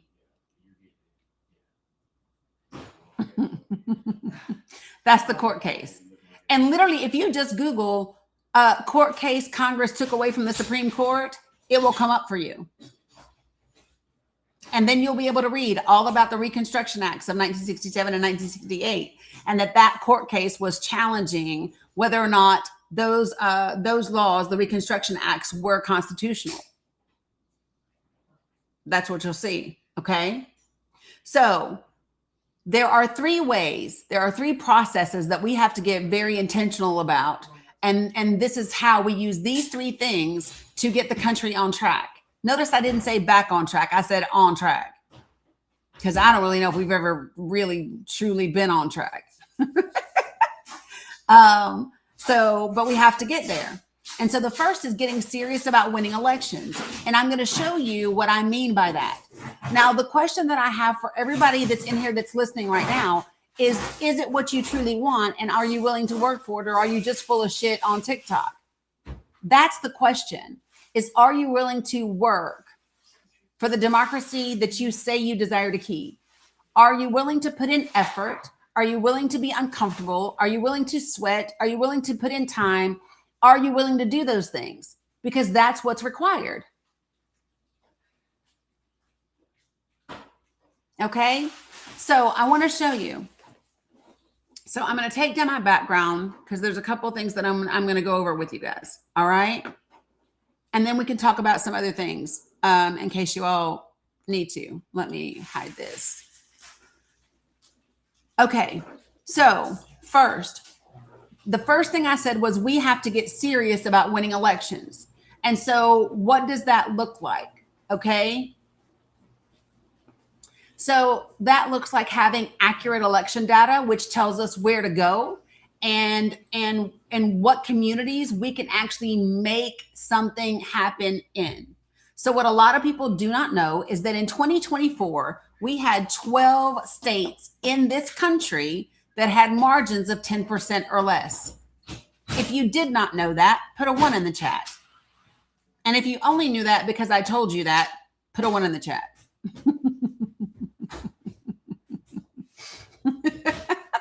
Okay. In 2024, there were 12 states in this country that had margins of 10% or less.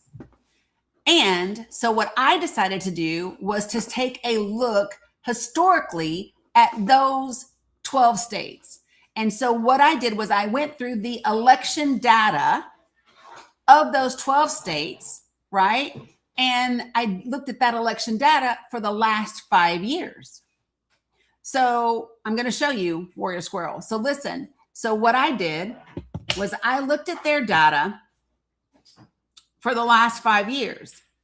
And then I looked at their data for every county in those states that had margins of 10% or less. So not just the state, but any county in that state that had margins of 10% or less.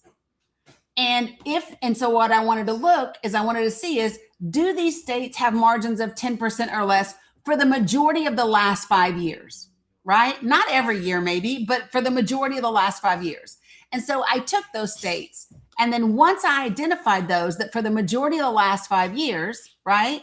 Then I came to a final 16 counties in each state. So this is Michigan's. I have Michigan, Wisconsin, Virginia, New Jersey, Georgia, Pennsylvania, North Carolina, Minnesota, Arizona, New Hampshire, and New Mexico. Okay.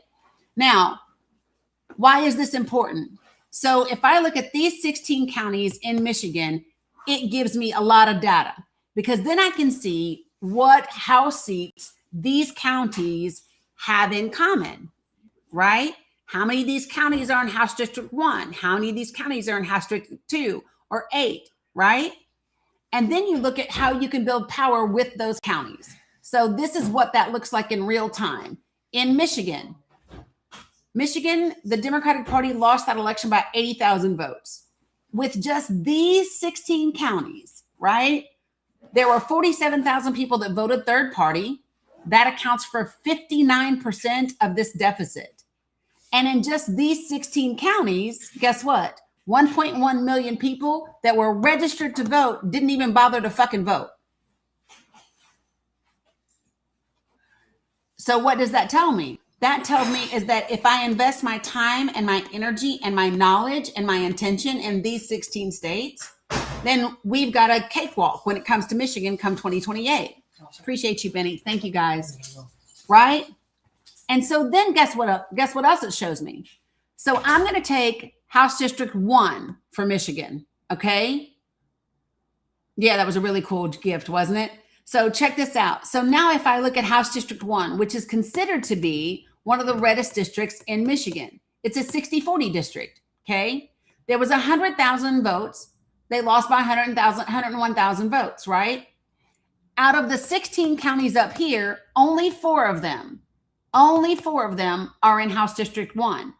But out of those four, there were 53,000 people that either voted third party or were registered to vote and didn't vote at all. That's 53% of the deficit needed. So I could cut this in half by just focusing on these four counties. And there's 20 other counties in this damn state, right? Are y'all with me on that? Everybody following? So when I talk about winning elections and getting serious about winning elections, I mean looking at the data and finding out where the people are. And the reason why I'm interested in voters that are registered to vote that didn't vote is because that's the low-hanging fruit. Follow me? Somebody that has registered to vote at some point in time wanted to be a part of this process. They desired to cast their vote at some point in time. And so the conversation with them is, what happened? What kept you from voting? Are you sick of all of the daggone super PAC money? Are you sick and tired of all the political rhetoric? Are we not focusing on policies? What's important to you? What do you want to see? What would make you get off the couch and come cast a ballot? And that brings me to the second part. You follow me? The second part of the process after elections is communities and conversations. That part of the process is where we really have to be strong, right? So check this out. When you start to talk about what do I talk to people about? Well, I believe that people want to talk about the things that impact their daily life. I believe that people want to talk about the policies that impact their daily lives. And what are those?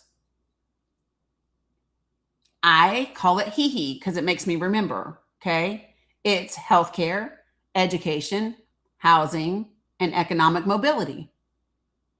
Those four things. And almost every issue comes back to those four things, right? I call it hee. I'm going to put my backdrop up for just a second, folks, okay? So when you start to, so I want you to think about the people that are in your lives. And this is just going to be like a quick test. If you or anyone, hey, Hilda, if you or anyone in your life that you know is on SNAP or Medicaid, put a 1 in the chat. If you know anybody that gets SNAP or is on Medicaid, put a 1 in the chat.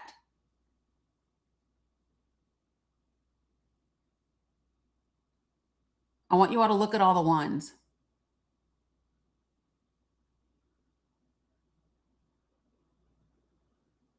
Look at all these ones. It affects so many of us. Why does it affect so many of us? Because we live in a country where your ability to get health care is tied to your job and the company that you work for. And we live in a country where corporations don't like to pay a livable wage. Right? I got ones coming from every direction. So do you think conversations around SNAP and healthcare would be beneficial? Hey, Elise. Right? I think so. I think having conversations about SNAP and Medicaid would be good for people because I believe that it impacts people.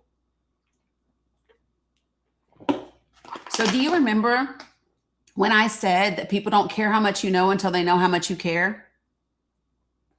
So I care enough that in addition to all of that economic data that I did, all of the election data that I did, I created a database for you all. Okay? For you to be able to use. And I'm going to show it to you. If you've never ever seen the Google Drive that I created, please put a 1 in the chat. If you've never seen it, put a 1 in the chat. Appreciate you, Zach. I don't know what you're talking about, Redumican. I didn't mute you. There's so many of you guys that have never seen it. Oh, that makes me excited. That makes me excited. Okay, so I'm going to show you. You ready? So, because I want you to be able to have information for people. You ready? So I made this Google Drive and it's available for people. There's national resources. There's information about Project for the People, which is what I'm calling this. This document I'll show you in just a second. And these are your state resources. So somebody that has never seen this before, tell me the state that you live in, and then tell me what congressional district you're in. Somebody that's never seen this before, tell me the state that you're in and give me your congressional district number.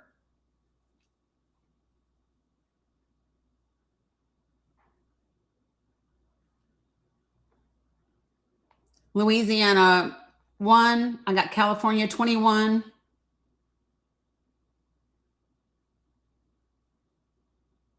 Thanks, Terry. And Minnesota 1. All right, I'll do those 3. Okay? So watch this. State resources. You ready? So I'm going to Louisiana, District 1. Whoops. Now, the first question I'm going to say is, do you need English or Spanish? But we'll just do English. So here's what I have for you in Louisiana. In Louisiana, Congressional District number 1, 36,000 people are projected to lose their Healthy Louisiana Medicaid health insurance by 2034 as a result of the One Big Beautiful Bill. 36,000. Because over the next 8 years, they are reducing the federal funding. So every year, more and more people are going to lose their Medicaid. And in that same district, 23,000 people are projected to lose some or all of their SNAP benefits. Okay? And then, remember those premium tax subsidies that expired and they were willing to let the government shut down because they didn't want to extend them? Because of that, an additional 41,000 people are going to become uninsured. See that? Now, you've also heard a lot of people talking about in Louisiana, right? That, people are getting Medicaid and SNAP for free and they just need to go get a damn job. Well, let's look at that. This is Louisiana. Well, wow. In Louisiana, 69% of the adults who are on Medicaid actually work. And Medicaid covers 54% of the adults with disabilities. Ain't that something? It doesn't look like having a job is the problem. It looks like the vast majority of the adults that are on Medicaid already work, doesn't it? Now, California 21. California, your last one's not there because you're the one that I have to do the third graphic for. But let me show you. California 21. Here's your Medicaid. 61,000 adults and children are going to lose their Medi-Cal by 2034 because of the One Big Beautiful Bill in California District 21. 35,000 children and adults are going to lose some or all of your SNAP benefits. And in case you're wondering, in that crazy liberal ass California, they just need to work. They giving stuff for free to everybody. Well, look, in California, 68% of the adults that are on Medicaid actually work. Look at that. And now I'm doing Minnesota 1 because I was asked to do Minnesota.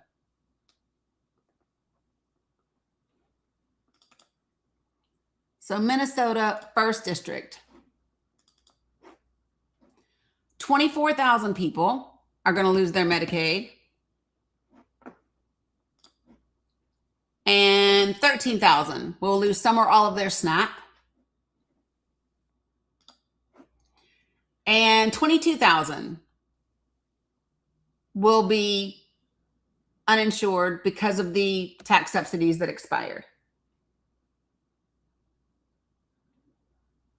Okay. So here's what I do, folks. I have a link tree. Give me 1 second. Did y'all hear that? That was my stomach growling. Holy geez, somebody thinks I might need to eat, huh? Okay, so I want to show you all something. Okay? Because that's what I want. You heard it? I know. I am, Scotty. I am. So let me show you 2 things. All right. So the first thing that I want to show you is, remember I told you I would show you that one folder? So you see this source links and docs? I want you to go to source links in English. See this? If you want to know where I got that data from, it's all in here. You do not have to trust what I'm telling you. You can look it up for yourself. This one is going to take you to the Congressional Budget Office, and that one's here as well. You have to download an Excel spreadsheet, so it's a little bit more difficult. They took this and they put it into a chart. This one over here. So watch, I'll show you. When you scroll down here, see, you can get it in the chart. So like Louisiana 1 that we just did, I'll go to Louisiana 1. Whoops. And Louisiana 1 was the 36,000 that I told you about. And then the 23,000 that I told you about. Okay. So why is that important? Because, and that's why on every graphic, it says what the source is, because I want people to be able to go to the source and see it for themselves so that they know what it does or what it doesn't say. You got it? So what we do in this group is, Hawaiian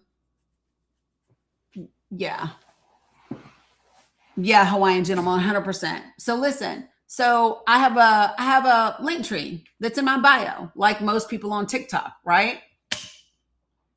And so if you go to that link tree, then this is the link that you click to actually join up and become part of Project for the People. Our next meeting is this upcoming Thursday at 8 p.m. Eastern Standard Time. That is when we get together and we talk about our next weekend of action, which is going to be next weekend. Then we talk about role playing, how to give out information, how to have these conversations. I talk about what the graphics are. I have new graphics for you all also that are going up there as well. Because why? Because this is the stuff that actually matters to people.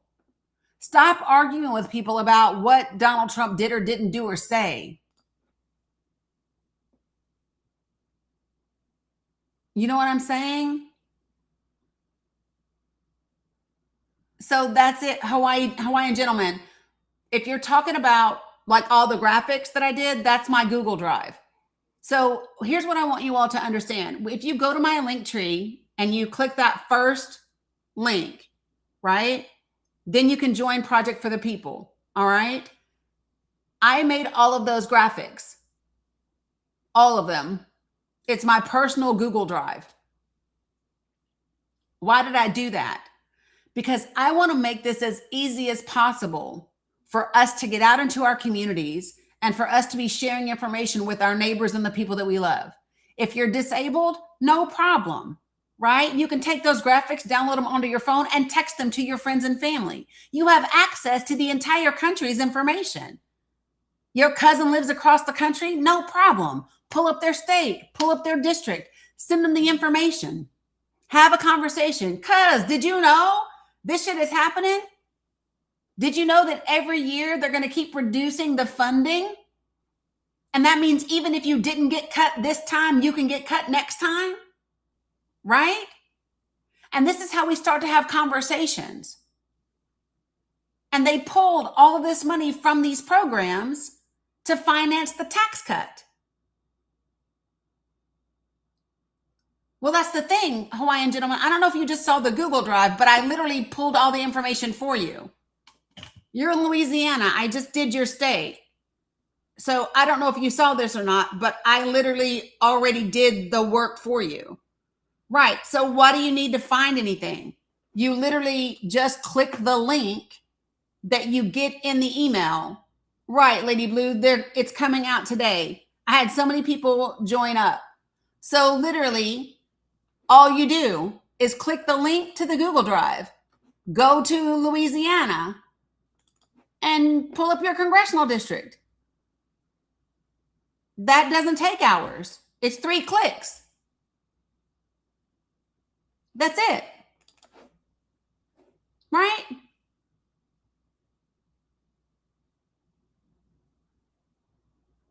That's not difficult to do. Why do you think it will take hours? I don't, that's the part I'm not understanding.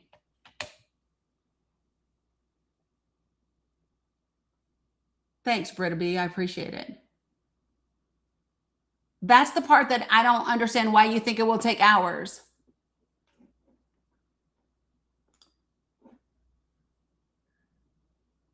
You're welcome, Jay Bird.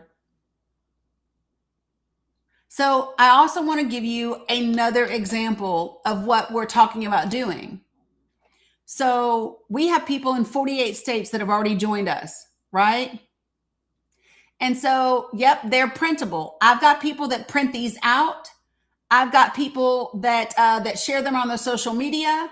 I've got people that have gone to community centers, farmers markets, international grocery stores, libraries, college campuses. I had people that invited some of their friends out for brunch and gave them out, right? Because this is how you have the conversations. Okay? So then here's the other thing that I've already done once and I have to do it again. I have to send out another, because I'm not complaining. We've had so many people, thanks, Rasha. We've had so many people that have joined in the last week. I have to resend it out, right? Coffee shops, hospitals, all the things. Okay. So get this. It's so crazy, folks. So everybody that's in the same state that you're in, everybody in North Carolina will get an email from me that has all of the counties and the first names and the email addresses for everybody that's in your state. So now everybody in North Carolina can get together with each other. Everybody from Illinois can get together with each other. We already have QR codes. So listen, we have t-shirts that have QR codes on the back. We have bumper stickers that have QR codes. We have hats. We have coffee mugs. We have bags. We already have them. They have the logo on them and they have the QR code on them. That's the second link that's in my link tree. That's the second link in my link tree. And we even have payment plans for those. So if you want to get a t-shirt, if you want to get a hat, if you want to get a bag, yep, we even have business cards too, business card signs. And we have payment plans because we know what world we live in. Veronica can help you. She's the one who does them. They're amazing, right? So this idea, yeah, I don't care. See, Jamie's printed hers at Staples. You can print them at your library. You can print them at Staples. You can print them wherever. And there's a flyer for a project for the people. That's the third link in the link tree. Guys, listen at how serious I am. If you organize a project for the people party at your house or your community center, if you organize a project for the people party, I will join you via Zoom to talk to everybody and go through the data and share with them how to go about doing these things and having these conversations. You organize a project for the people party, and we will set it up on Zoom or Google Meet, and I will talk to everybody that is there. I will role play with people on how to have conversations. I will explain the data to people. That's all you got to do. Veronica, I don't even know if it's possible, but I've even thought about maybe door knockers with some of the information on them, where people could just hang them on the doorknobs. I don't know if that's possible or not, but it was a thought that I had. But the whole idea is to build community and conversations. Love that. And here's why, you all. We have been in a hostile political environment for a decade. And in the middle of that decade, we had a damn global pandemic. We were physically and emotionally restricted from each other. You follow that? People are craving connection with each other. But because connection is oftentimes very volatile in this atmosphere, people don't know how to do it. People are attacking each other. And a lot of that is fear and anger. A lot of that anger is fear and grief. And so this is where I'm asking you to put your time where your mouth is. I am. I'm really asking you. Put your time where your mouth is. Are you willing to actually have the fucking conversations? Are you willing to go out into your community?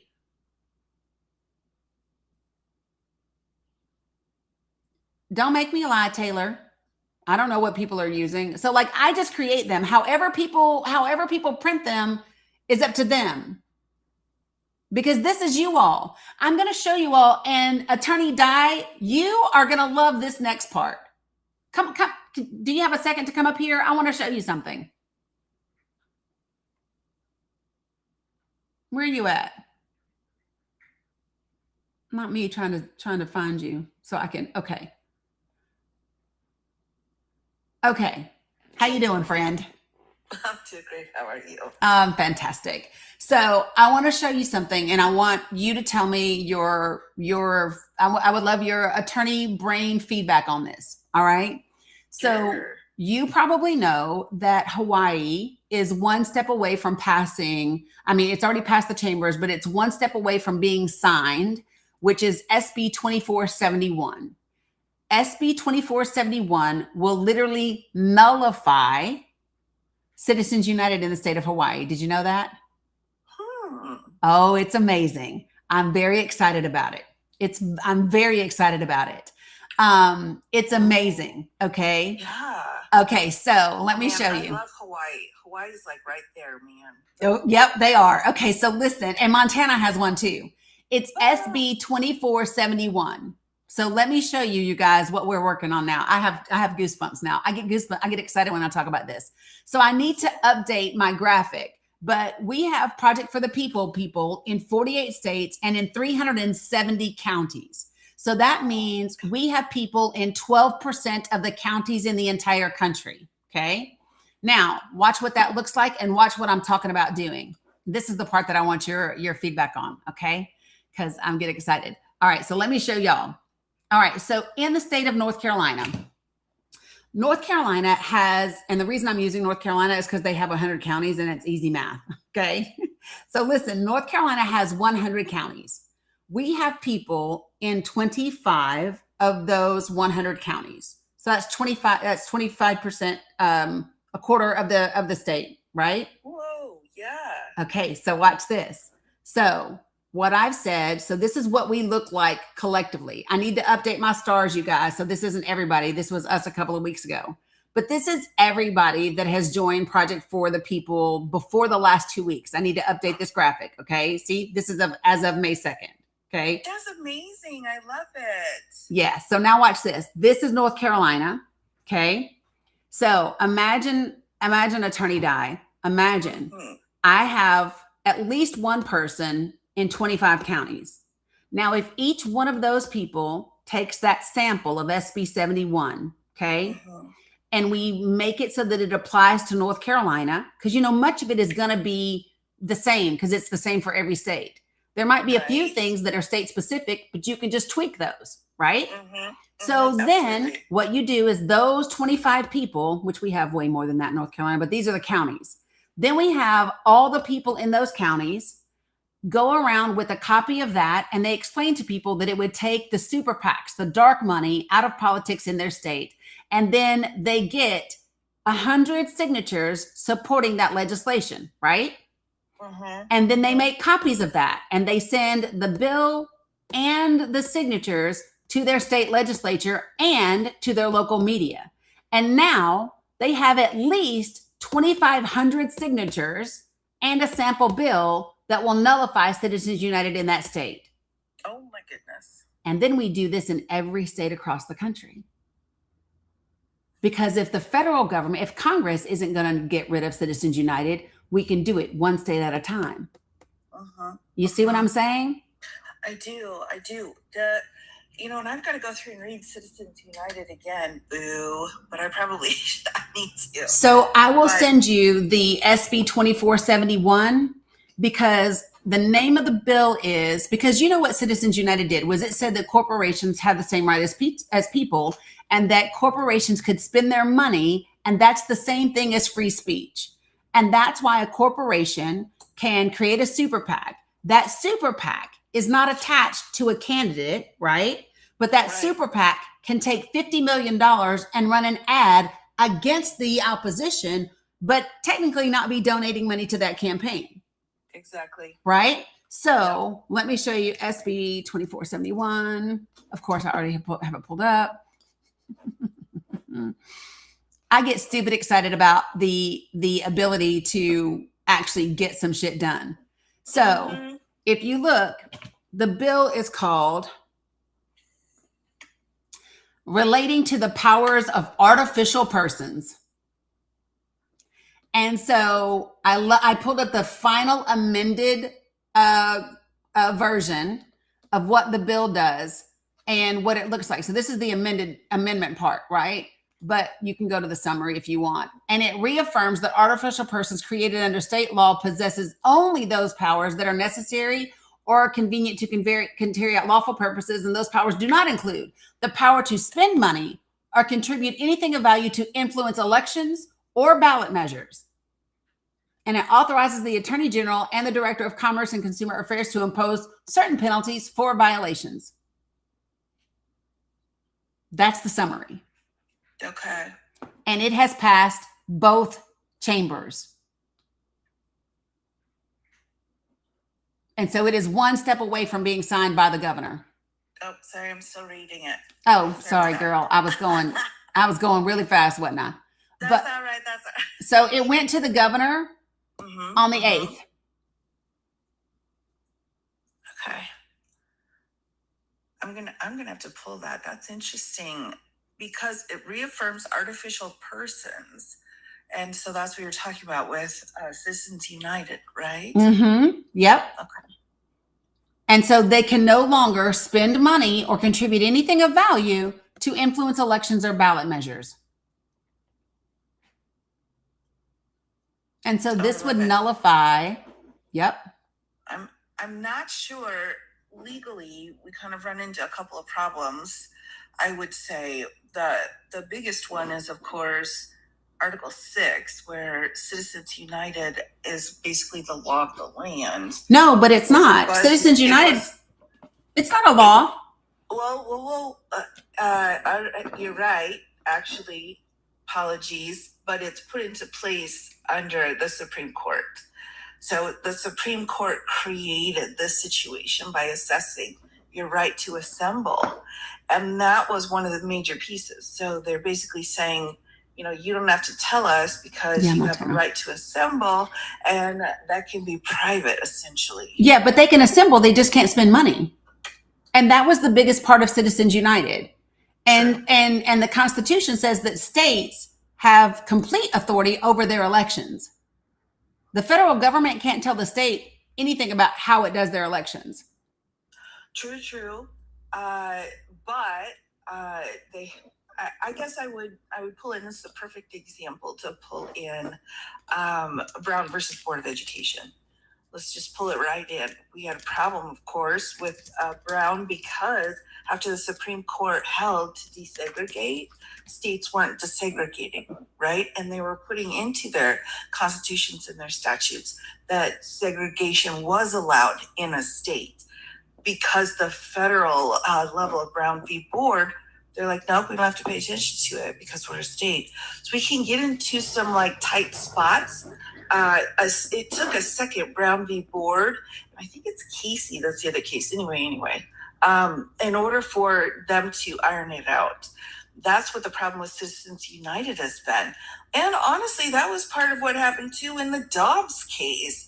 We don't have any statutes for ABs, but most importantly, again, back to it here, is when you have a federal U.S. Supreme Court case, there can be some troubles if the states try to pull it away. Ooh, another one. But the difference is that this. So here's what the Supreme Court said is that basically corporations have free speech and that their money is speech, right?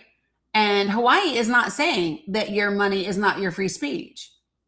Hawaii is saying you just can't spend that speech in our elections, and we have the authority to govern what happens in our elections as a state because that's what the Constitution says. True. The conflict, though, and I'm going to pause for a minute and say how incredibly refreshing it is to speak to someone at this level of intelligence. I'm so thankful. It's usually just me by myself talking to myself in the corner. No worries. All right. So they do have a right, of course, to do the elections however they want. And that's one of the reasons why the SAFE Act was DOA. But you've got to be within Article 6. So you've got to be within that federal constitution zone. Now, again, I don't think it's a bad idea. I'm just saying that you might have some problems on the other side of it. I think it's great. Even if there are some legal problems, go for it. Let's set that precedent. Yeah, because Montana's always had, I don't know if you know this or not, but Montana has always had legislation that prohibited a ton of this dark money. So they had it, the 1912 Corrupt Practices Act. And then after Citizens United in 2012, they had another court case that went before the Montana Supreme Court in 2012, right? And so it's just really interesting to see how it plays out. And so I think the amendments are the parts that have pretty much made that. So their new one in Montana now is called the Montana Plan or the Transparent Election Initiative. And it aims to restrict corporate election spending by framing it as a condition of doing business in the state. So so when you make it a condition of doing business in the state, which is what Hawaii did, because if you saw it, it says artificial persons created in the state of Hawaii, right? So if your business is in Hawaii, they make it a condition of doing business there. And so if you do business in the state of Hawaii, if you are an entity that is registered in Hawaii, then you can't do it there, period. And so it gets around the 2012 because Montana had it banned. And then in 2012, the Supreme Court said, no, you can't ban corporations from spending, right? And then Montana said, you want to bet? I can make it a condition of you doing business in my state. And at the very least, this is my thought. At the very least, we do exactly what the fuck they've been doing.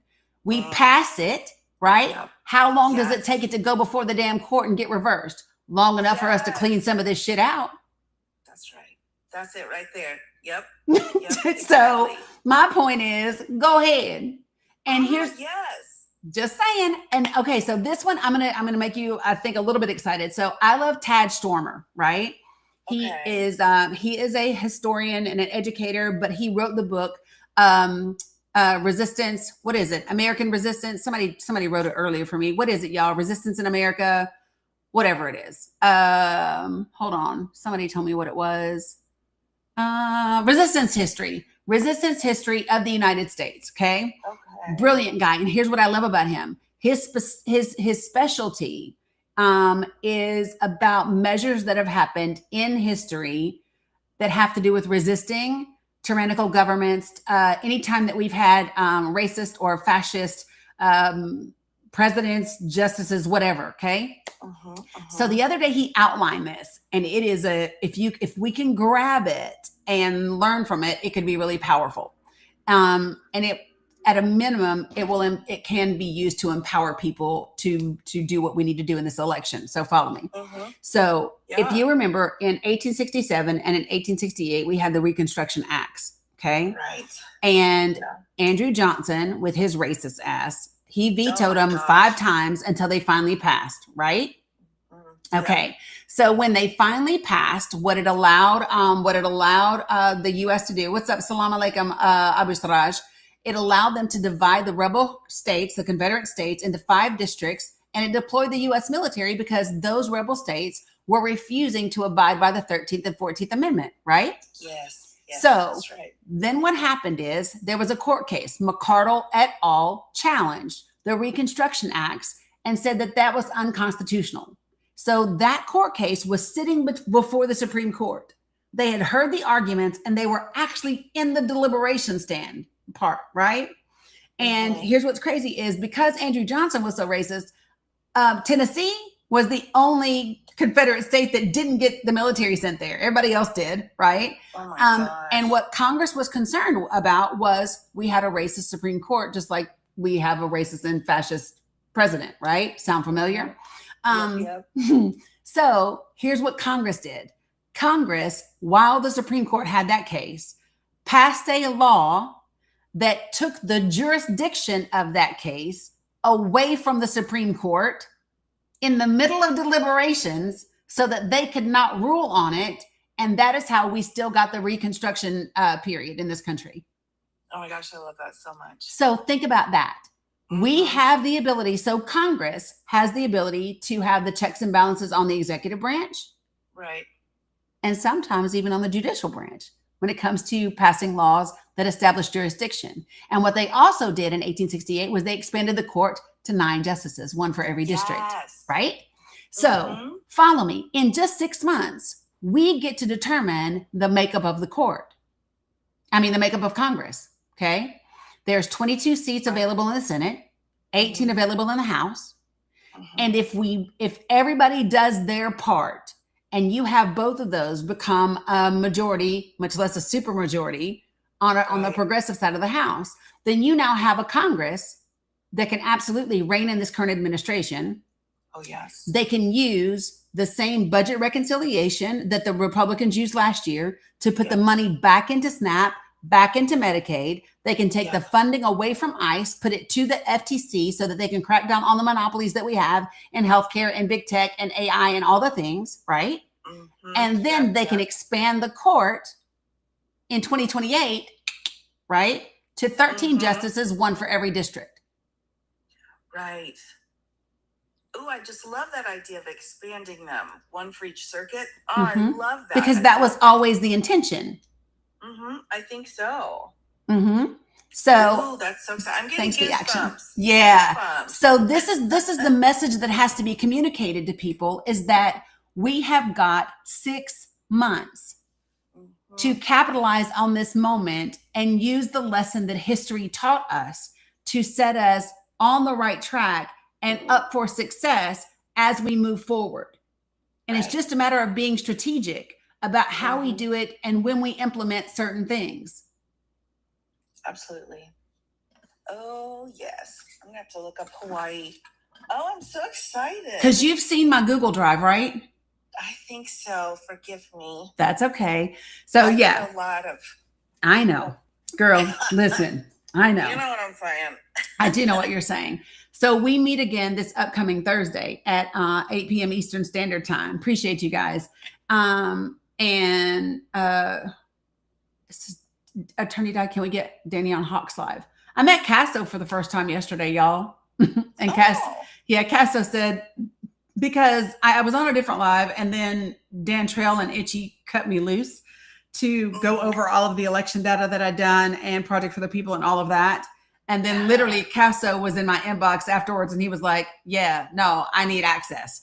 And I'm going to make a time to bring you onto his platform. Yeah, that live was something else, wasn't it? But anyway, so this is what I want people to understand about this time. Yeah, that's the book, Taylor. That's the book. And I want people to really understand that every time they do something, they are showing their hand. They are scared of two groups of voters.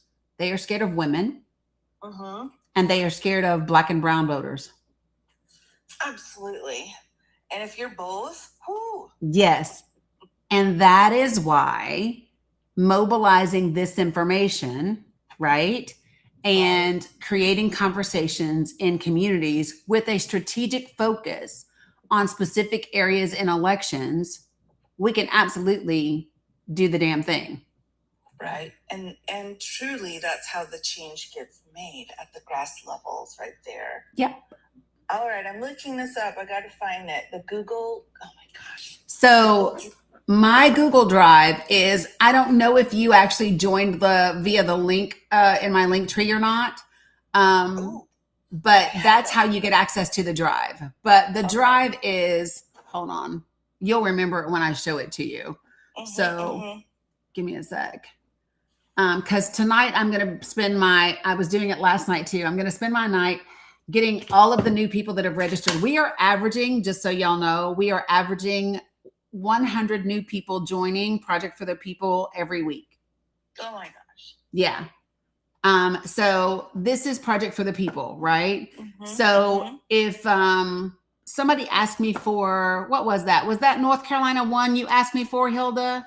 North Carolina 2. All right, Hilda, I'm going to do North Carolina District 2 for you as soon as I find the damn page that I was just on again. As soon as I found the page I was on again, because okay, there we go. All right. So I'm going to go to North Carolina for her. So these are all the states and I have it for all 50 states, right? And I'm going to go to, and I have English and Spanish, but I'm going to pull up District 2. So North Carolina District 2, 25,000 people are projected to lose their Medicaid health insurance because of the One Big Beautiful Bill in this district. Also, 15,000 people in this district are projected to lose some or all of their SNAP because of that same bill. And then because of the ACA premium tax subsidies that expired, an additional 22,000 people in this district are going to become uninsured. Oh my goodness. So I've done this so that people can very easily go to their state and get their information. So like this is about people that are on Medicaid that work. And in North Carolina, 67%. This is my Google Drive, Red Garcia. So if you want access to this Google Drive, you just need to go to my link tree, which is in my bio. And the very first link in my link tree is how you sign up to join this. Okay. And then I give you access. The only thing that I ask is that people not remove the watermarks, because I did this shit and it would just be great if you didn't take my work. Well, heck yeah, and pass it on. Right. No. So this is the idea. So what we do is we actually have days of action and we have weekends of action. And so people go out into their communities. I've had people have a brunch and invite their friends. I've had people go to grocery stores, to community centers, to libraries, to parks, to college campuses, and hand out this information and start conversations with people, not about Democrats and Republicans, but about the things that all of us need to really know. And then the source for all of this is in here. Even when you flatten them, they can still be removed, motor mouth. AI can remove just about anything. They are flattened, but you can still remove it. I checked. Trust me, bro. I checked. Do we have, probably maybe not included here necessarily, because my goodness, the amount of work you've put into this, I can't even imagine. But my question is, what about the primaries? Are we trying to, So this is what I'm telling everybody about the primaries. Okay. If you have a let's just say you have a real progressive person that you want to go up against the Democratic yes, absolutely, Steph, 100%. Then they primary, right? You vote for who you want in the primaries. Got no problem. Come November, I don't give a damn if Scooby-Doo is the Democrat. That's who you vote for. yes. Like the primaries is the time for you to say, oh, this is who I really, really want. The general election is when you say the well-being of the entire country and the world is more important than what I really, really want in this moment. Yes. And the way that I always share that, people, my perspective of that, because I had a black guy tell me before the 2024 election that he didn't like either choice. And it pissed me off. And I'll tell you why it pissed me off. Because I said, you know what? To hear you say that, especially as a black man, made me really mad. And I said, because here's what I picture. I picture John Lewis on the Edmund Pettus Bridge on Bloody Sunday, looking down the street at nothing but white police officers with fucking dogs and batons. I promise you, he didn't like his choices either, but he did what needed to be done for what was in the best interest of the people. So fuck what you like about your choices. Stop being a spoiled brat. Yeah. Progress takes sacrifice sometimes. It's very interesting for me too, because I always think of, there's a group of suffragettes who were taken in First Amendment. They were protesting, put into the jail, and then I think they call it the Night of Terror, where they basically kind of tortured all of them. Torture. And you have to remember that, like, how many people have worked for you to even say, I don't like either of them. Yeah, I don't like my choices. I said, you better scratch your ass and get glad, because boy, I was so done with him. I was so done with him. But that's America, right? We're very spoiled. And because we've had this quote unquote democracy and these rights for over half a century, people have forgotten what it took to even get them. Yes. I have a book on my shelf, and it says, it's a collection of writings from African Americans and their fight for civil rights. And it comes from it's a bunch of people that were enslaved and ancestors and all of this. And it's, the title of the book is Power Concedes Nothing Without Demand. Ooh. Power concedes nothing without demand. And we have not demanded that the powerful do right by the people in a very long time. And it has gotten us to where we are. And so we've got to fix that. And I know you guys keep saying vote for harm reduction. To me, that's a negative marketing ploy. Okay. To me, that sounds like, damn, you want me to vote for still harm, but just less of it? How about I vote for empowerment? How about I vote for a budget reconciliation act that puts the funding back into SNAP and back into Medicaid? How about I vote for a Congress that will actually stand up to the administration and that will stand up to the courts? How about I vote for the shit that I want to create? It's all about branding. And progressives have always sucked at branding. Yeah, that's weird, because there's like, it's just weird. Right. But you are absolutely right. I mean, the language to be using is giving control back to the voters. 100%. Say, this is your chance here. And I like too how you split the primaries. Like, hey, sure, get whomever you want, but you need to follow through what's best for the country when it comes to the general election. 100%. That's it. And so this is the thing. Everybody, if you talk to everybody, listen, I don't care if you're a white, black, red, yellow, red and yellow, black and white. I don't care what you are, right? The level of melanin in your skin. All of us know the rich people in our towns. All of us know old monies. All of us know the good old boy network. All of us know that, don't we? We do. And none of us like it. So tap into that, because the good old boy network is when the military can fucking fly helicopters over Kid Rock's pool, and then he can come speak to the Pentagon. Yo, what does Kid Rock know about the Pentagon? Not a damn thing. I still can't believe he's alive. I just still, like, where are we here? The country is being ran like a frat house. Yep, exactly. Oh my gosh. When I saw him and RFK Jr. in the ice bath in blue jeans, I was like, what the fuck am I watching right now? The country is not a frat house. This is not a frat party. And so for me, I want to vote for the things that I want to create, not for less of what I don't. Okay? And exactly. Yeah. And I'm just, yeah. And I wanted to say too, like, I'm not sure if I'm gonna, probably Monday, I'm going to, because I'm, all over the place here. But on Monday, we're going to start a series regarding voting. We hadn't really hashed it out. My moderator, Lucy, she's amazing. I adore her. But, maybe it's time to kind of put this message out there when I'm going live too, so people can get to the website, they can locate the information. So I can do like a screenshot and then print it out, because I'm so old school, and kind of work through that path, if you're okay with that. Yeah. And in my link tree, I even have, so the very first link is the link to join. The second link is a link to all the merch. See, we have TV, we have shirts and QR codes and all kinds of shit. And then the third link is actually for Project for the People. And it's got the QR code and everything already on it.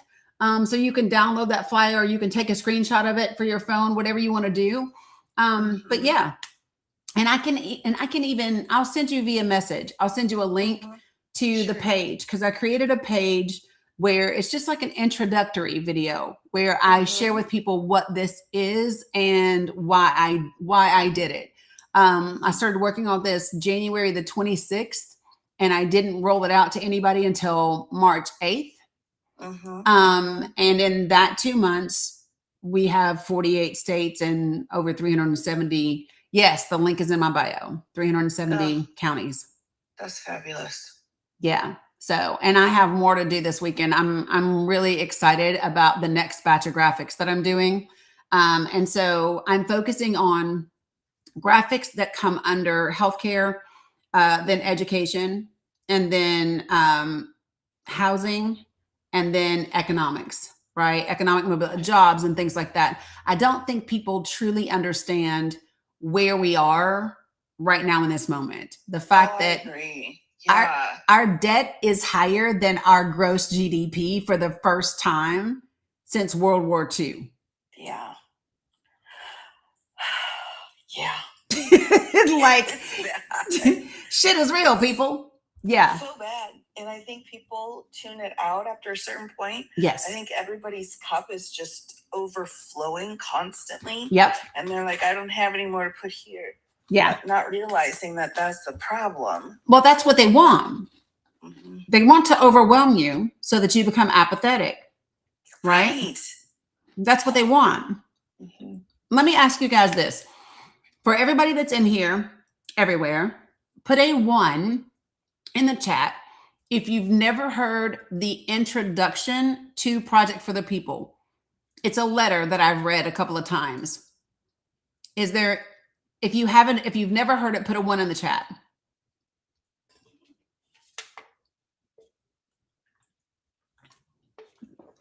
Hey, Noor, I got 15 minutes for the Pally Panic. Okay, so now here's what I would like for you to do. If you want to hear it, put a heart in the chat if you think that would be helpful. If you want to hear it, put a heart in the chat. Because I don't want y'all to be like, fuck, Dani. Just saying. There's a lot of that going around these days. Yeah, I just, Okay, so let me show you guys. Which browser am I in? My ADHD. Okay, so listen, I'm going to share this with you guys. Okay.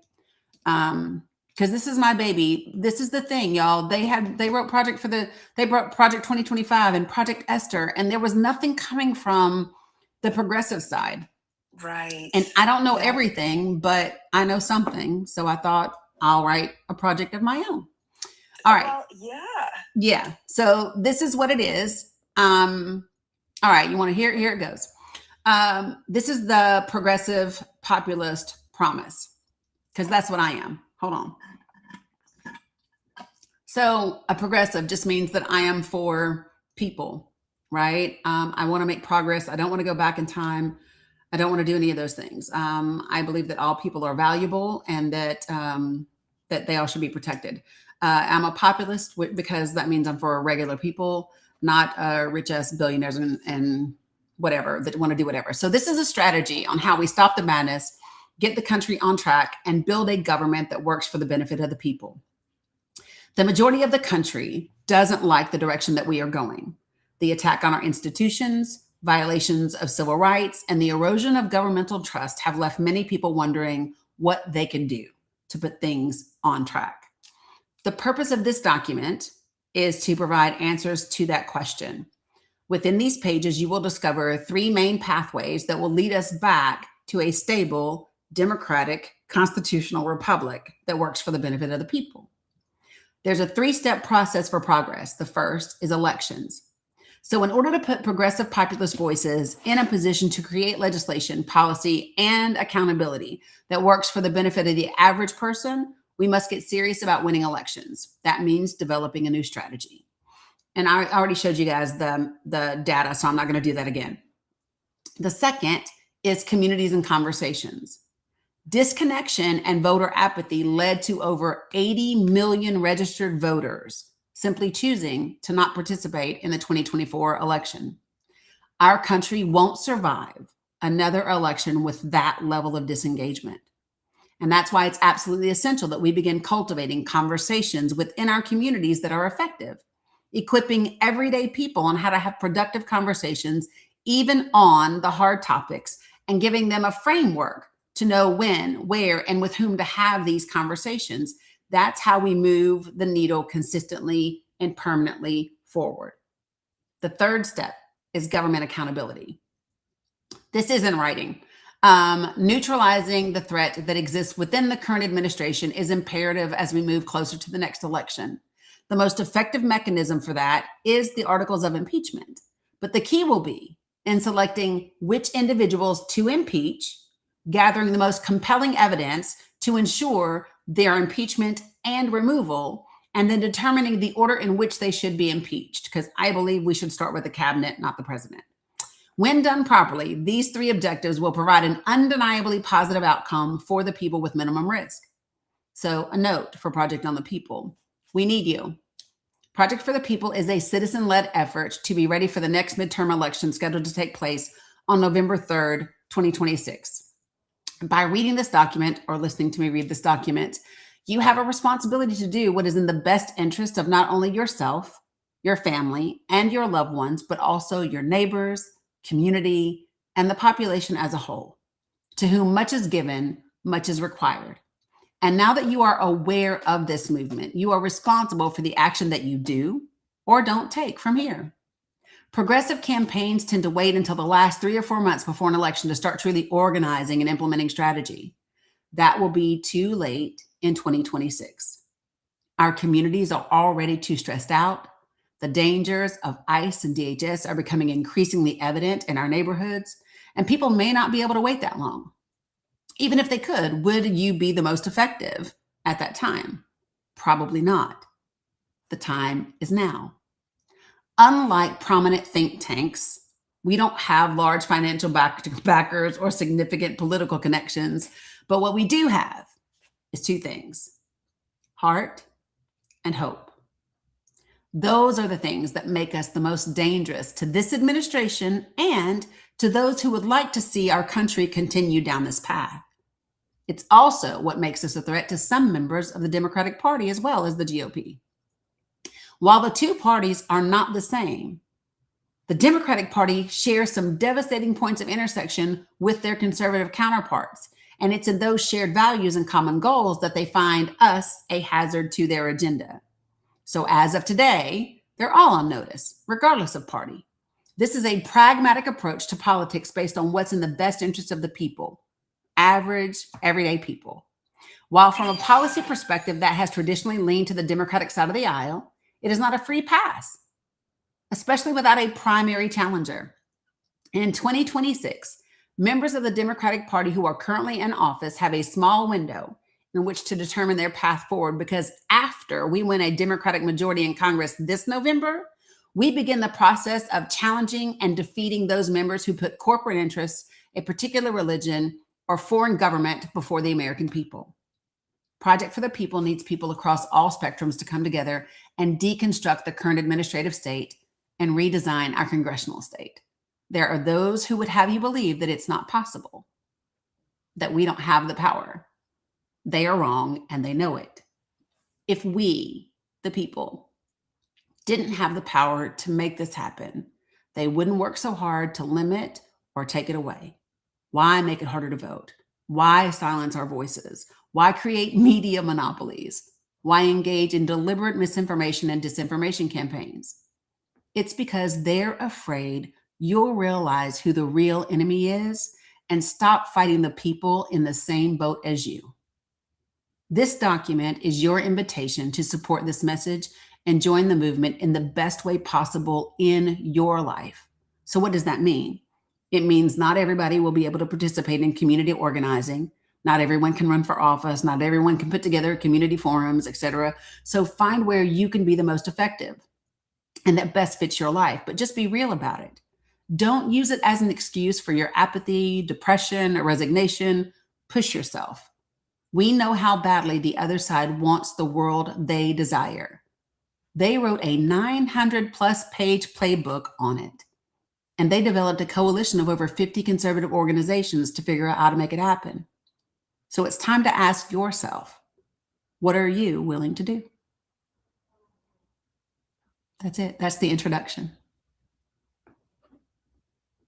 Oh my gosh, that's amazing. Thank you. I love it. I love it. So there is actually a real playbook that I've written. That letter is just the introduction to the playbook, but I've submitted all of it, Thank You Be Action, for copyright. And so I'm waiting until I get to the final stage of that before I put it into the Public. Yes. But that letter part I've put out into the public already. So yeah. Oh my goodness.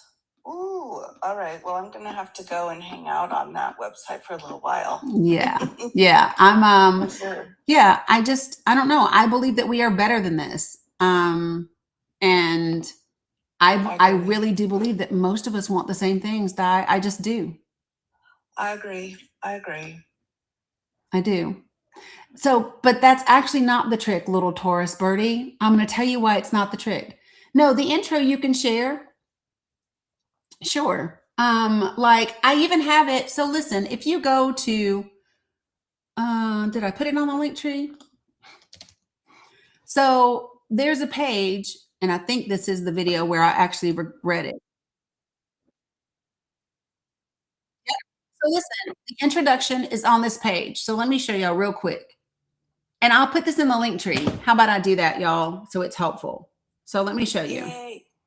So this page, right, it has a video of me reading the same introduction that I just did with a little blurb about it. And then you can click here to join.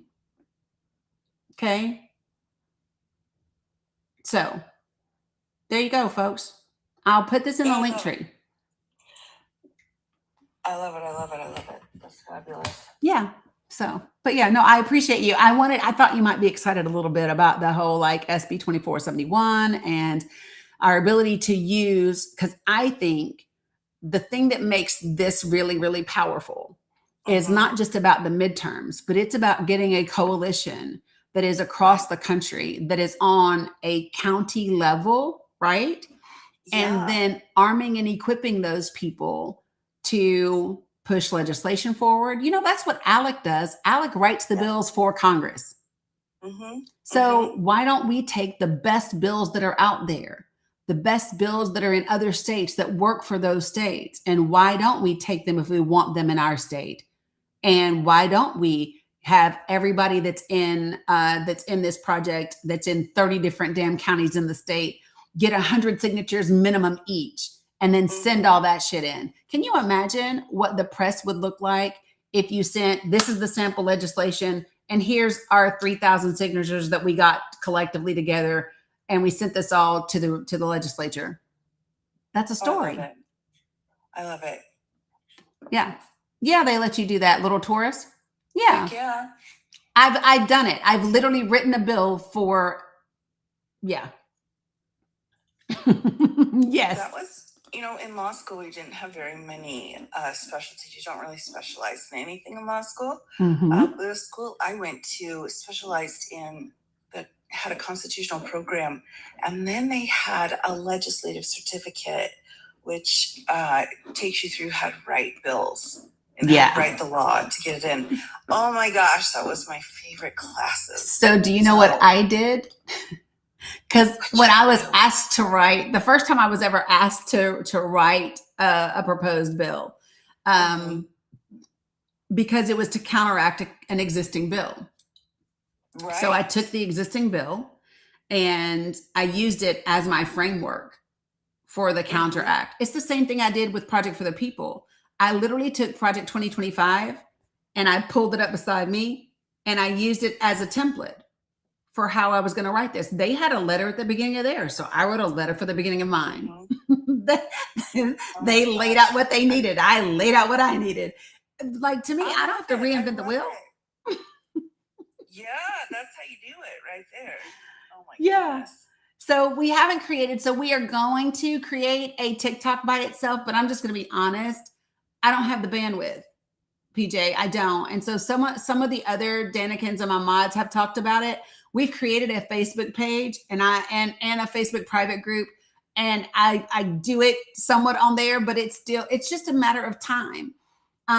So one of the things that we're getting ready to do is we're gonna have like a working meeting where, not to sound like however it might sound, but when I have people that I know I can trust that can get on a Google Meet with me, and I can invite them to like one of my Canva projects that I'm working on, and then they can help me do the graphics once I've shown them, like once I give them a template to work from, then I could have people actually help me do some of those graphics. It's just because the thing about it is you have to be really careful, folks, because the moment you put something out that's not true and they can use it to discredit you, they will. And so that's why I'm just a big stickler about people not creating their own graphics and using the logo. Don't put Project for the People on shit that I don't say put it on.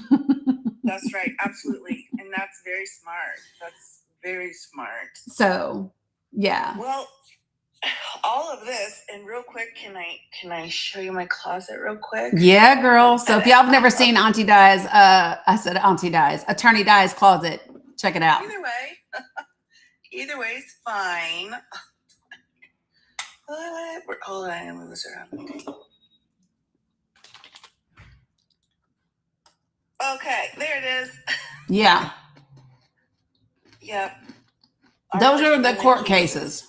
Right. These are all the cases against the administration, all the immigration, First Amendment issues, all of those things. Yes, the closet docket. That is the closet docket. Especially our visas, too. It's like, why are you pulling people's visas?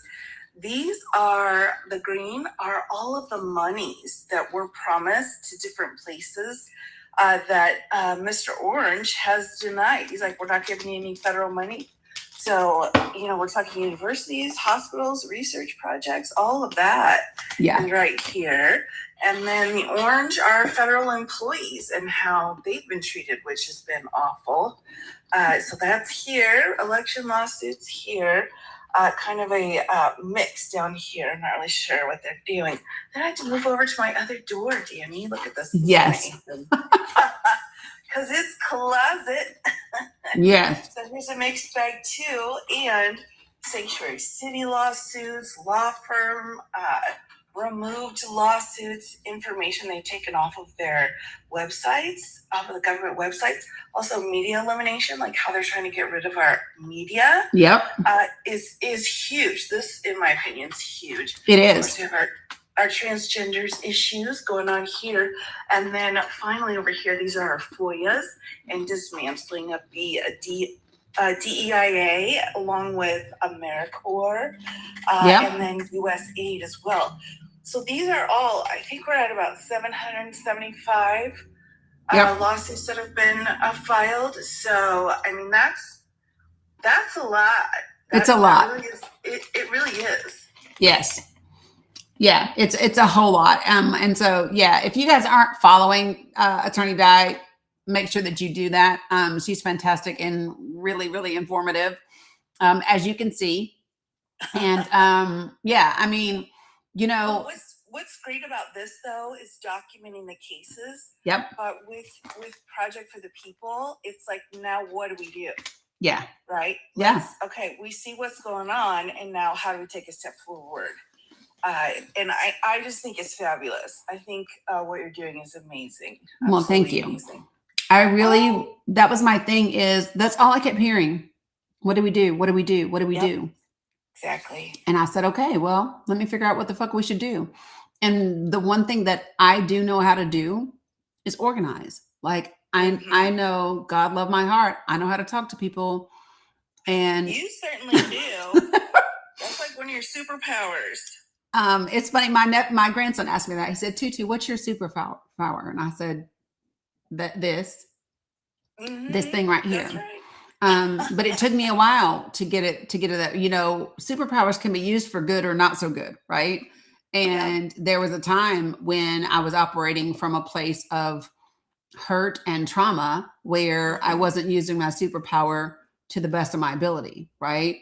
And now it's just very, very different. And so that's my focus. My focus right now is, how do we build something amazing and fantastic? And, you know, I give my grandbabies a lot of credit for that, because they put a lot of shit in perspective for me about what life is. You know what I mean? And what really matters. And I just will be damn if I'm going to sit back and let them inherit this shit that we created. I agree. Absolutely not. You know what I mean? I do. Yeah. And here's the thing. I'll share this with you all just so that you know. It is okay. I am not ashamed of any of my crazy. I used to be crazy. I used to be, when I say crazy, not crazy, but crazy as in trauma crazy. Like, I'll bust the windows out. I used to be, you know what I mean? And here's the thing about that, is that I believe that we all do the best we can based on who we are and what we know at the time. And when we know better, we do better. But it's not when we know better. It's when we know better. It has to be here, right? It's not here, because all of us know how to get in shape. We know to eat less calories than we burn, right? We know we know we need to do fruits and vegetables. We know to put down the damn second, third, and fourth roll. We know, but it's not about knowing. There's a connection that happens, and it's not when you know here. It's when you know here. And when you know here, that's when the shift really happens, you know? And so, absolutely. Yeah. So that's why I don't feel bad. I didn't know any. As a matter of fact, real talk, I am so grateful for all of the other parts of me. So, like, don't get me wrong. It's not that I'm not that person anymore. She's still here. I just retired her. Yeah. Like, that's it. I literally, so the way that I picture it in my head. And so I took my heart and I took that part of me that needed those tools to deal with hurt and pain and disappointment and trauma, right? And I said, girl, you did a great job of keeping me alive. but I have different Exactly. tools now. I have different tools. So why don't you retire? You have earned an early retirement. And in my head, I picture that I've just created a little bedroom for her with all the things that she loves, right? Exactly. And Exactly. every now and again, I might encounter a ninja or two that makes her, she'd be like, girl, you sure? And I'd be like, yes, I'm sure. You stay in retirement. But every now, it's nice to know she's still there if I need her. But no, I leave her in retirement. Mm-hmm. um, Well, exactly. And that was you surviving. Yeah. That's the most important thing. That's it. Is the next day. Yep. That people don't understand. It's not that people mean to not do what they're supposed to do. It's people are in survival mode and Exactly. and operating from those places. And so, you know, you can't make me, you'll never make me ashamed of not knowing what I didn't know. Well, right. Yeah. Right. I mean, I tell people too, like, I know a lot about what I know a lot about. Yep.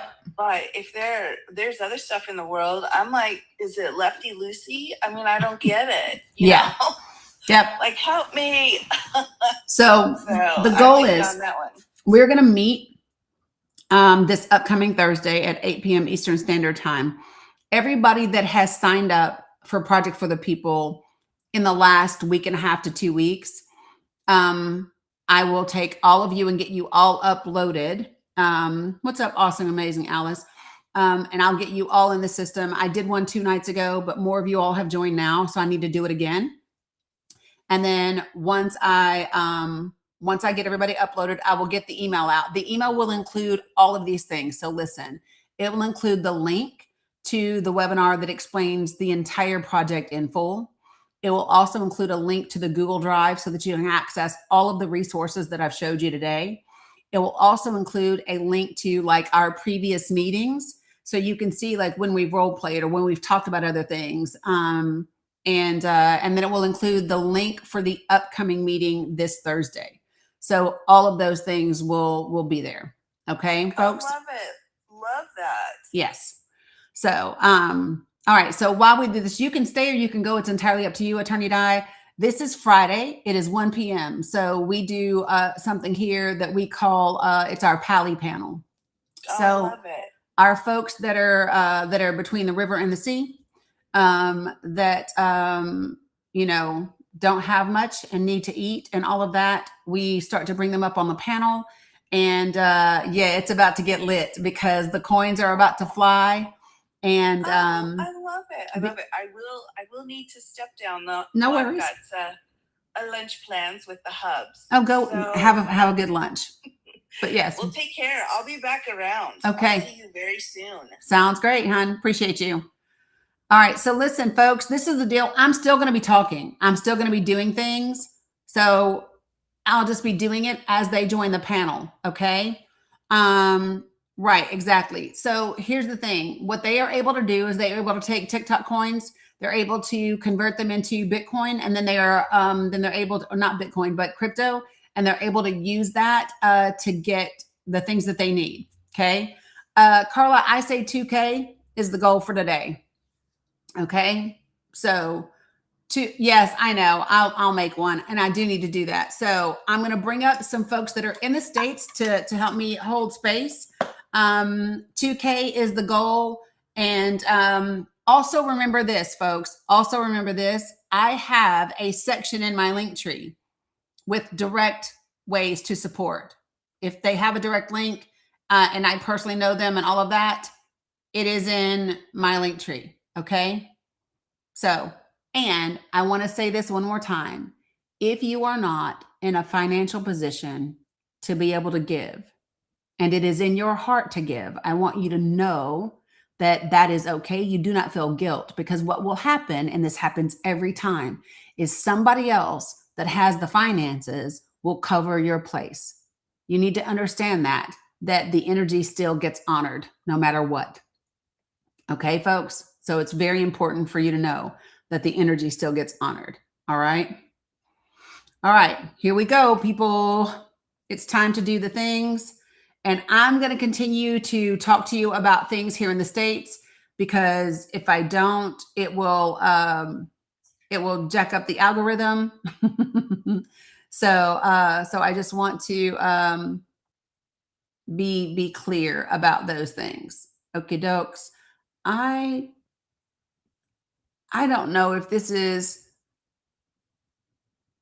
I don't know if that's the real one. See, sometimes they know who I bring up, so they snatch people's pictures and pretend to be them. So I don't know. Is it Abu Sami?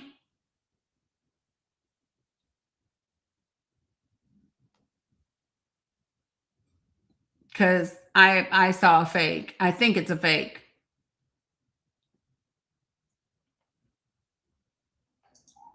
السلام عليكم داني. Alaikum salam. How are you, friend? Alhamdulillah, sister. Good, good. Yep, that's who I thought it was. See, we was on it, Cam. That's who I thought it was. I needed to make sure. All right, so let me change the way that this is structured real quick. Alaikum salam. How are you? Alhamdulillah, alhamdulillah. I'm good. How are you? Appreciate you. Alhamdulillah, sister. Alhamdulillah, I'm fine.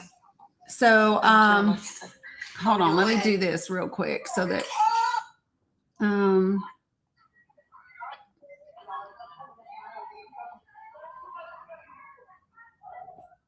okay. So there, that's helpful, right, y'all?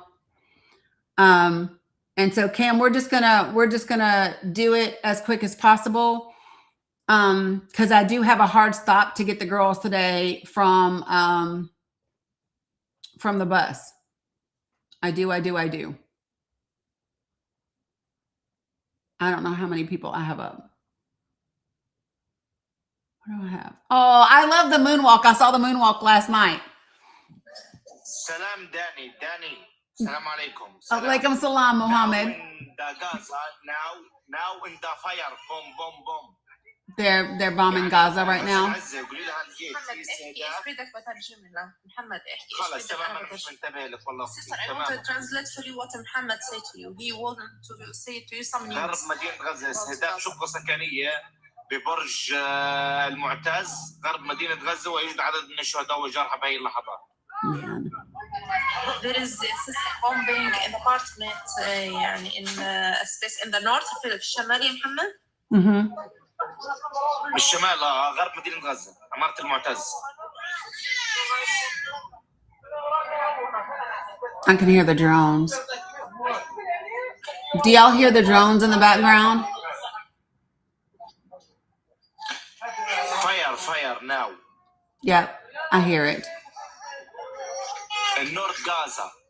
In North Gaza. Yes. Yeah, we hear it. Hi, Dani. How are you? Alhamdulillah. Alhamdulillah. How are you? What do I have? I have 1, 2, 3, 4. Okay, I can do one more real quick. Oh, okay.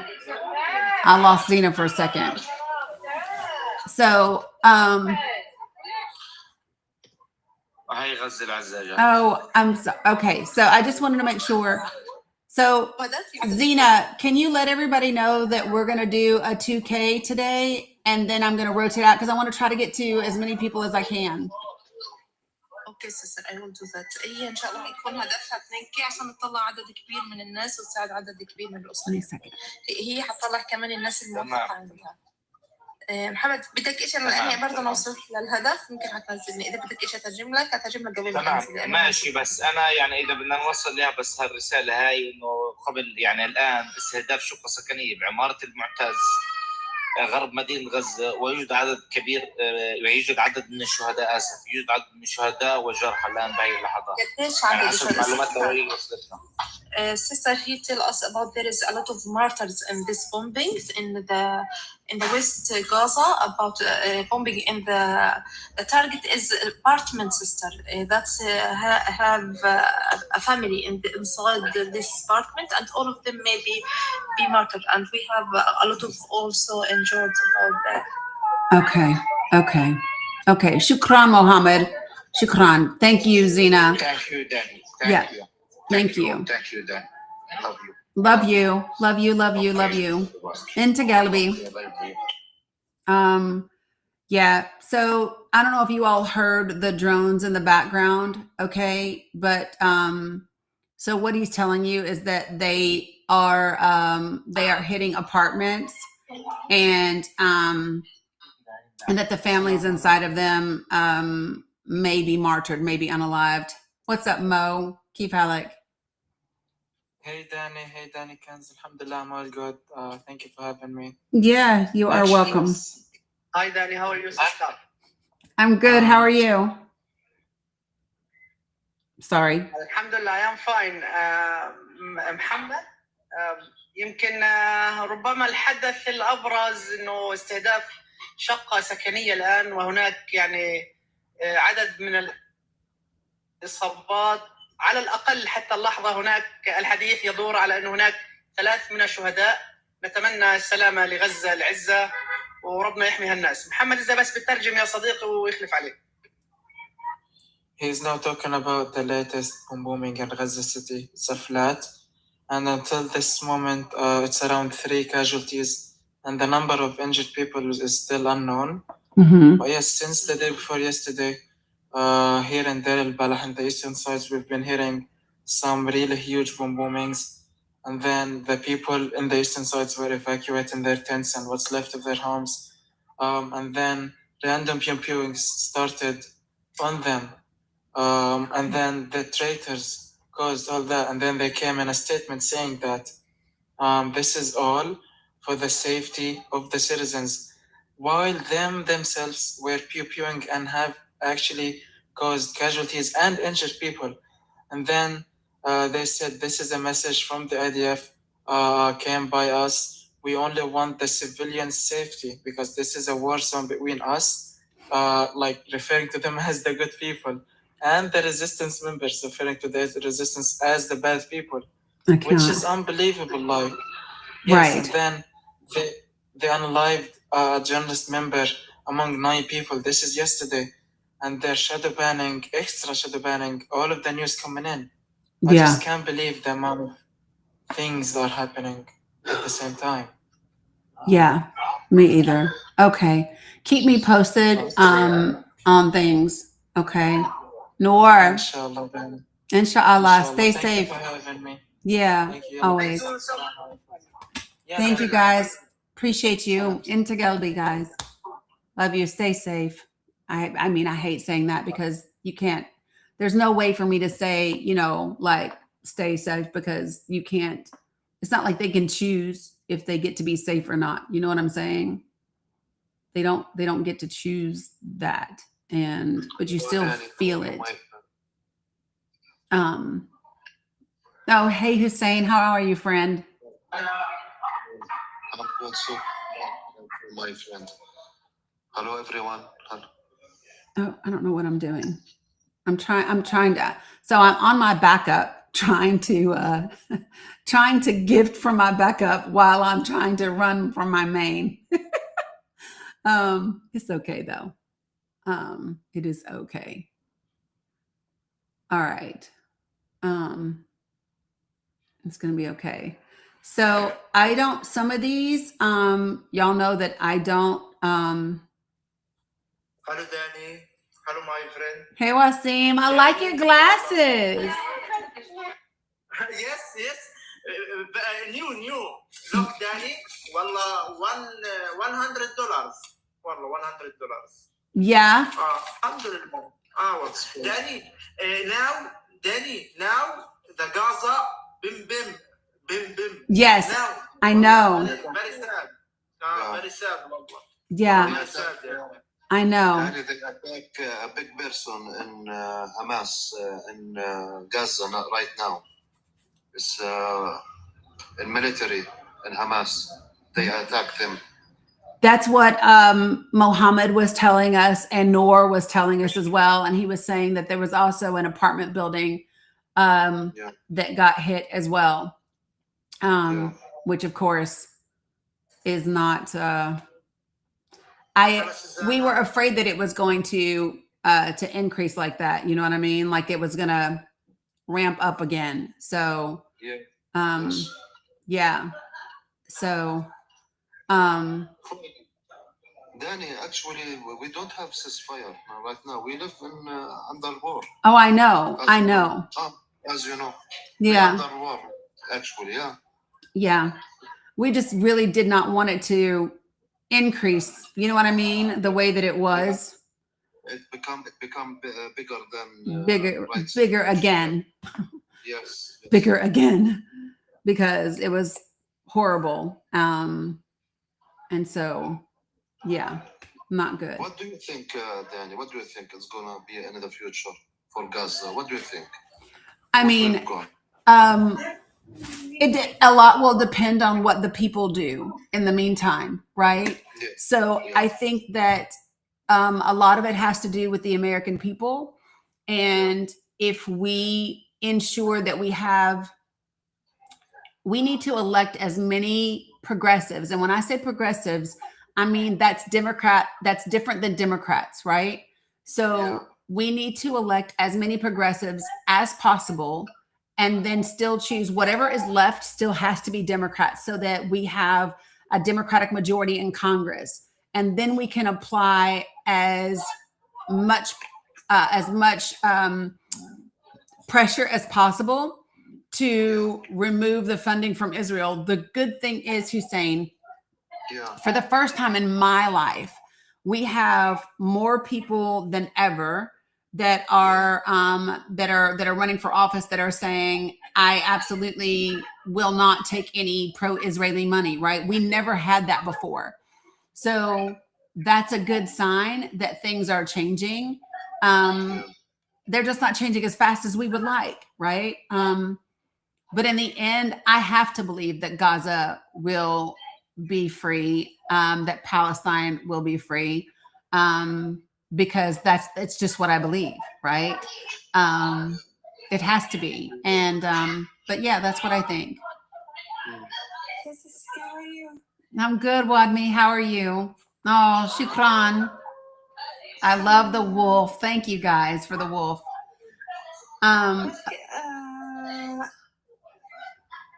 Did Emily send you my link? No. Send you my link? No, I'll message her. No, I'll message her. I'll message her right now. How are you, Dani? You need to speak. How are you? I'm good. Alhamdulillah. Alhamdulillah. Yep, I'm good.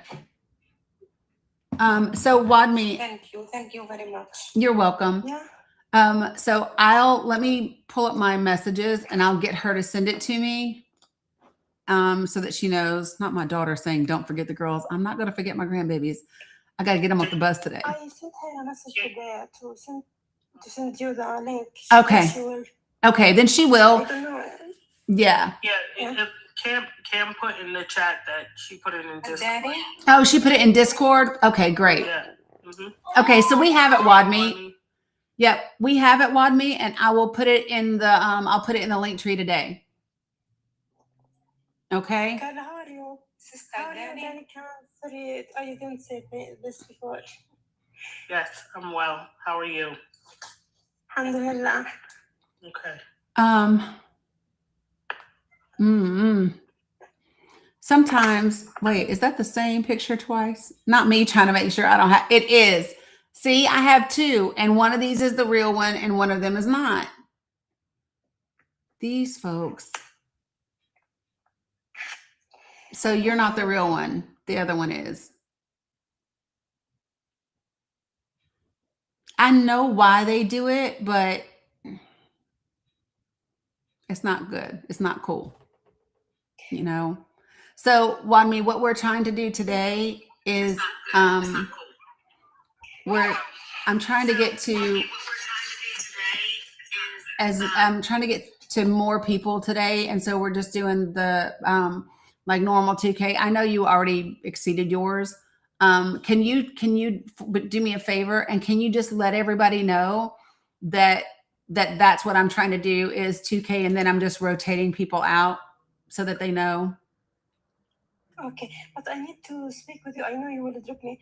I need to speak with you and your crews if you can. Okay. Okay. Last time you said you would message me, but I think you were busy.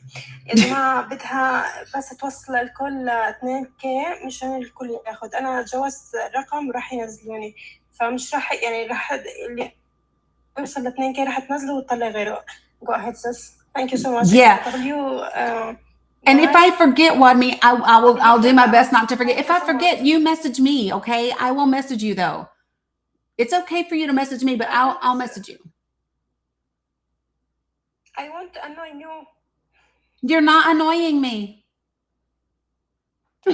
You are not annoying me. Thank you, sis. Okay. Yeah, you're not annoying me ever. No, it's fine.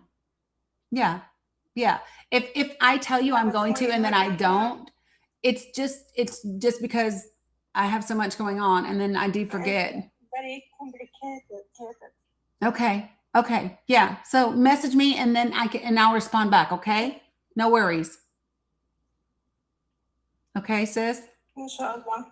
Okay. All right. Inshallah. All right. Love you. You have to drop me to another people. I got you. Love you. Love you. Love you. Sister Dani. Bye. Sister Dani. Yes. I am Yasmin. I am the person Brother Ahmed talk about me.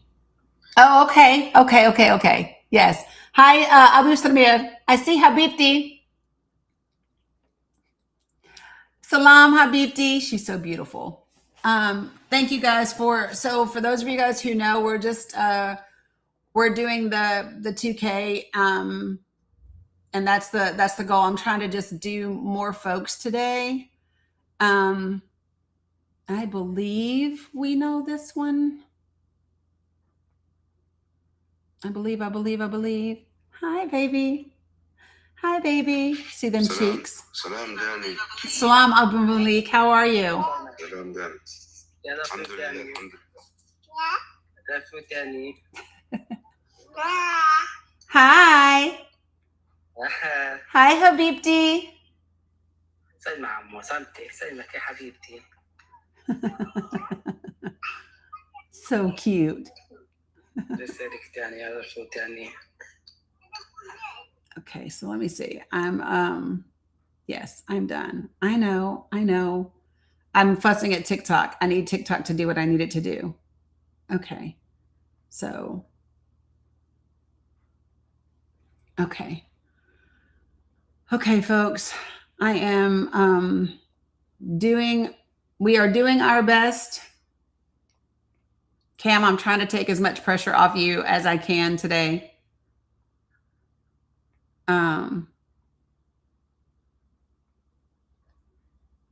I need for people to understand that, see, is this the real one? Hold on. Not me scrolling to look for real versus, and I don't know. Which one.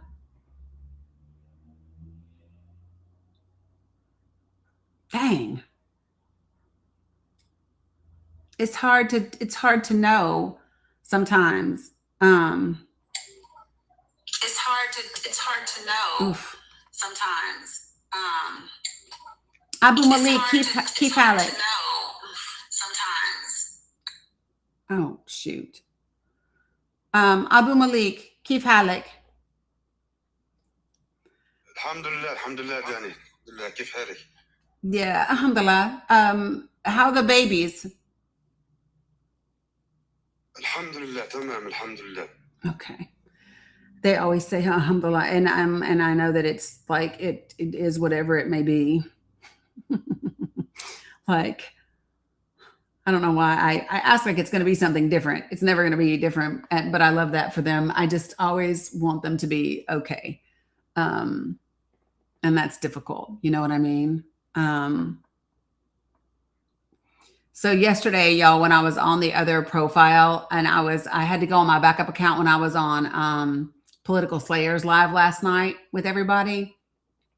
So Dantrell at one point was like, everybody gift Dani. She never asked for gifts, but it was when I was on my backup account, right? So not my main account. So literally I'm on my backup account right now, exchanging all my gifts from yesterday into coins so that I can give today. Because, yeah, yeah. I was like, well, I have coins over there. Yeah, I ain't gonna miss it because it was never in the bank. It was never there. Yeah. So just saying. Yeah, I ain't gonna miss it because it was never in the bank. Assalamu alaikum. Alaikum salam. All Hi, right. Dani. Hi, how are How are you? you? Kif halik? I'm good. Alhamdulillah. Alhamdulillah. Yes, I'm doing my darndest right now. So guys, dang, I'm pushing buttons with the wrong phone when I'm trying to do stuff, y'all.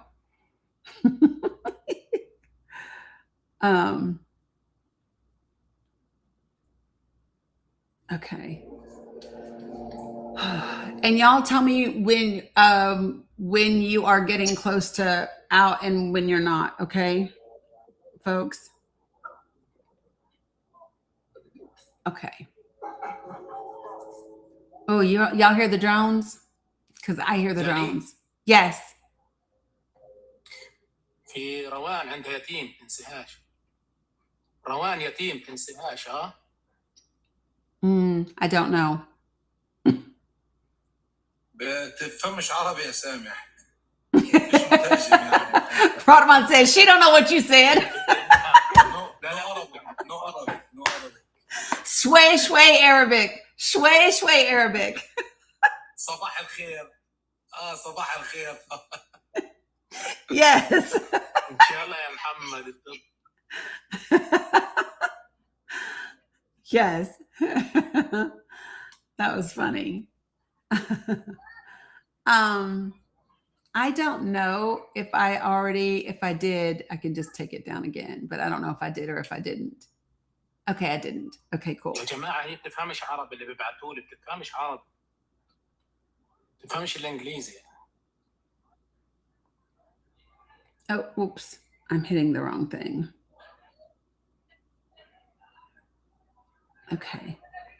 Okay. So for everybody else, let me check your temperature real quick for everybody else. Can you tell me what you how you all are feeling on coins right now? I mean, for me personally, I can do a few more. Okay. I can help. Okay. Anybody else want to give me an update?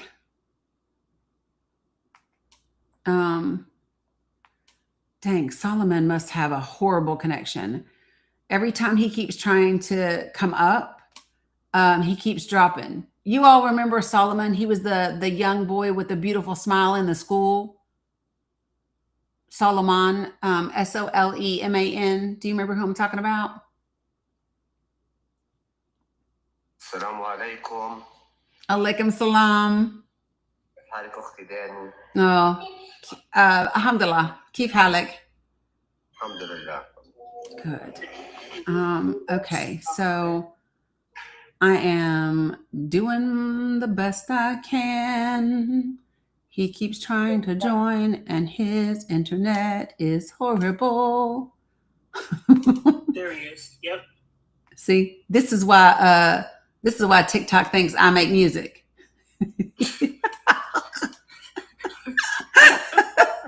Me singing while I'm trying to find people. La la la la la la la.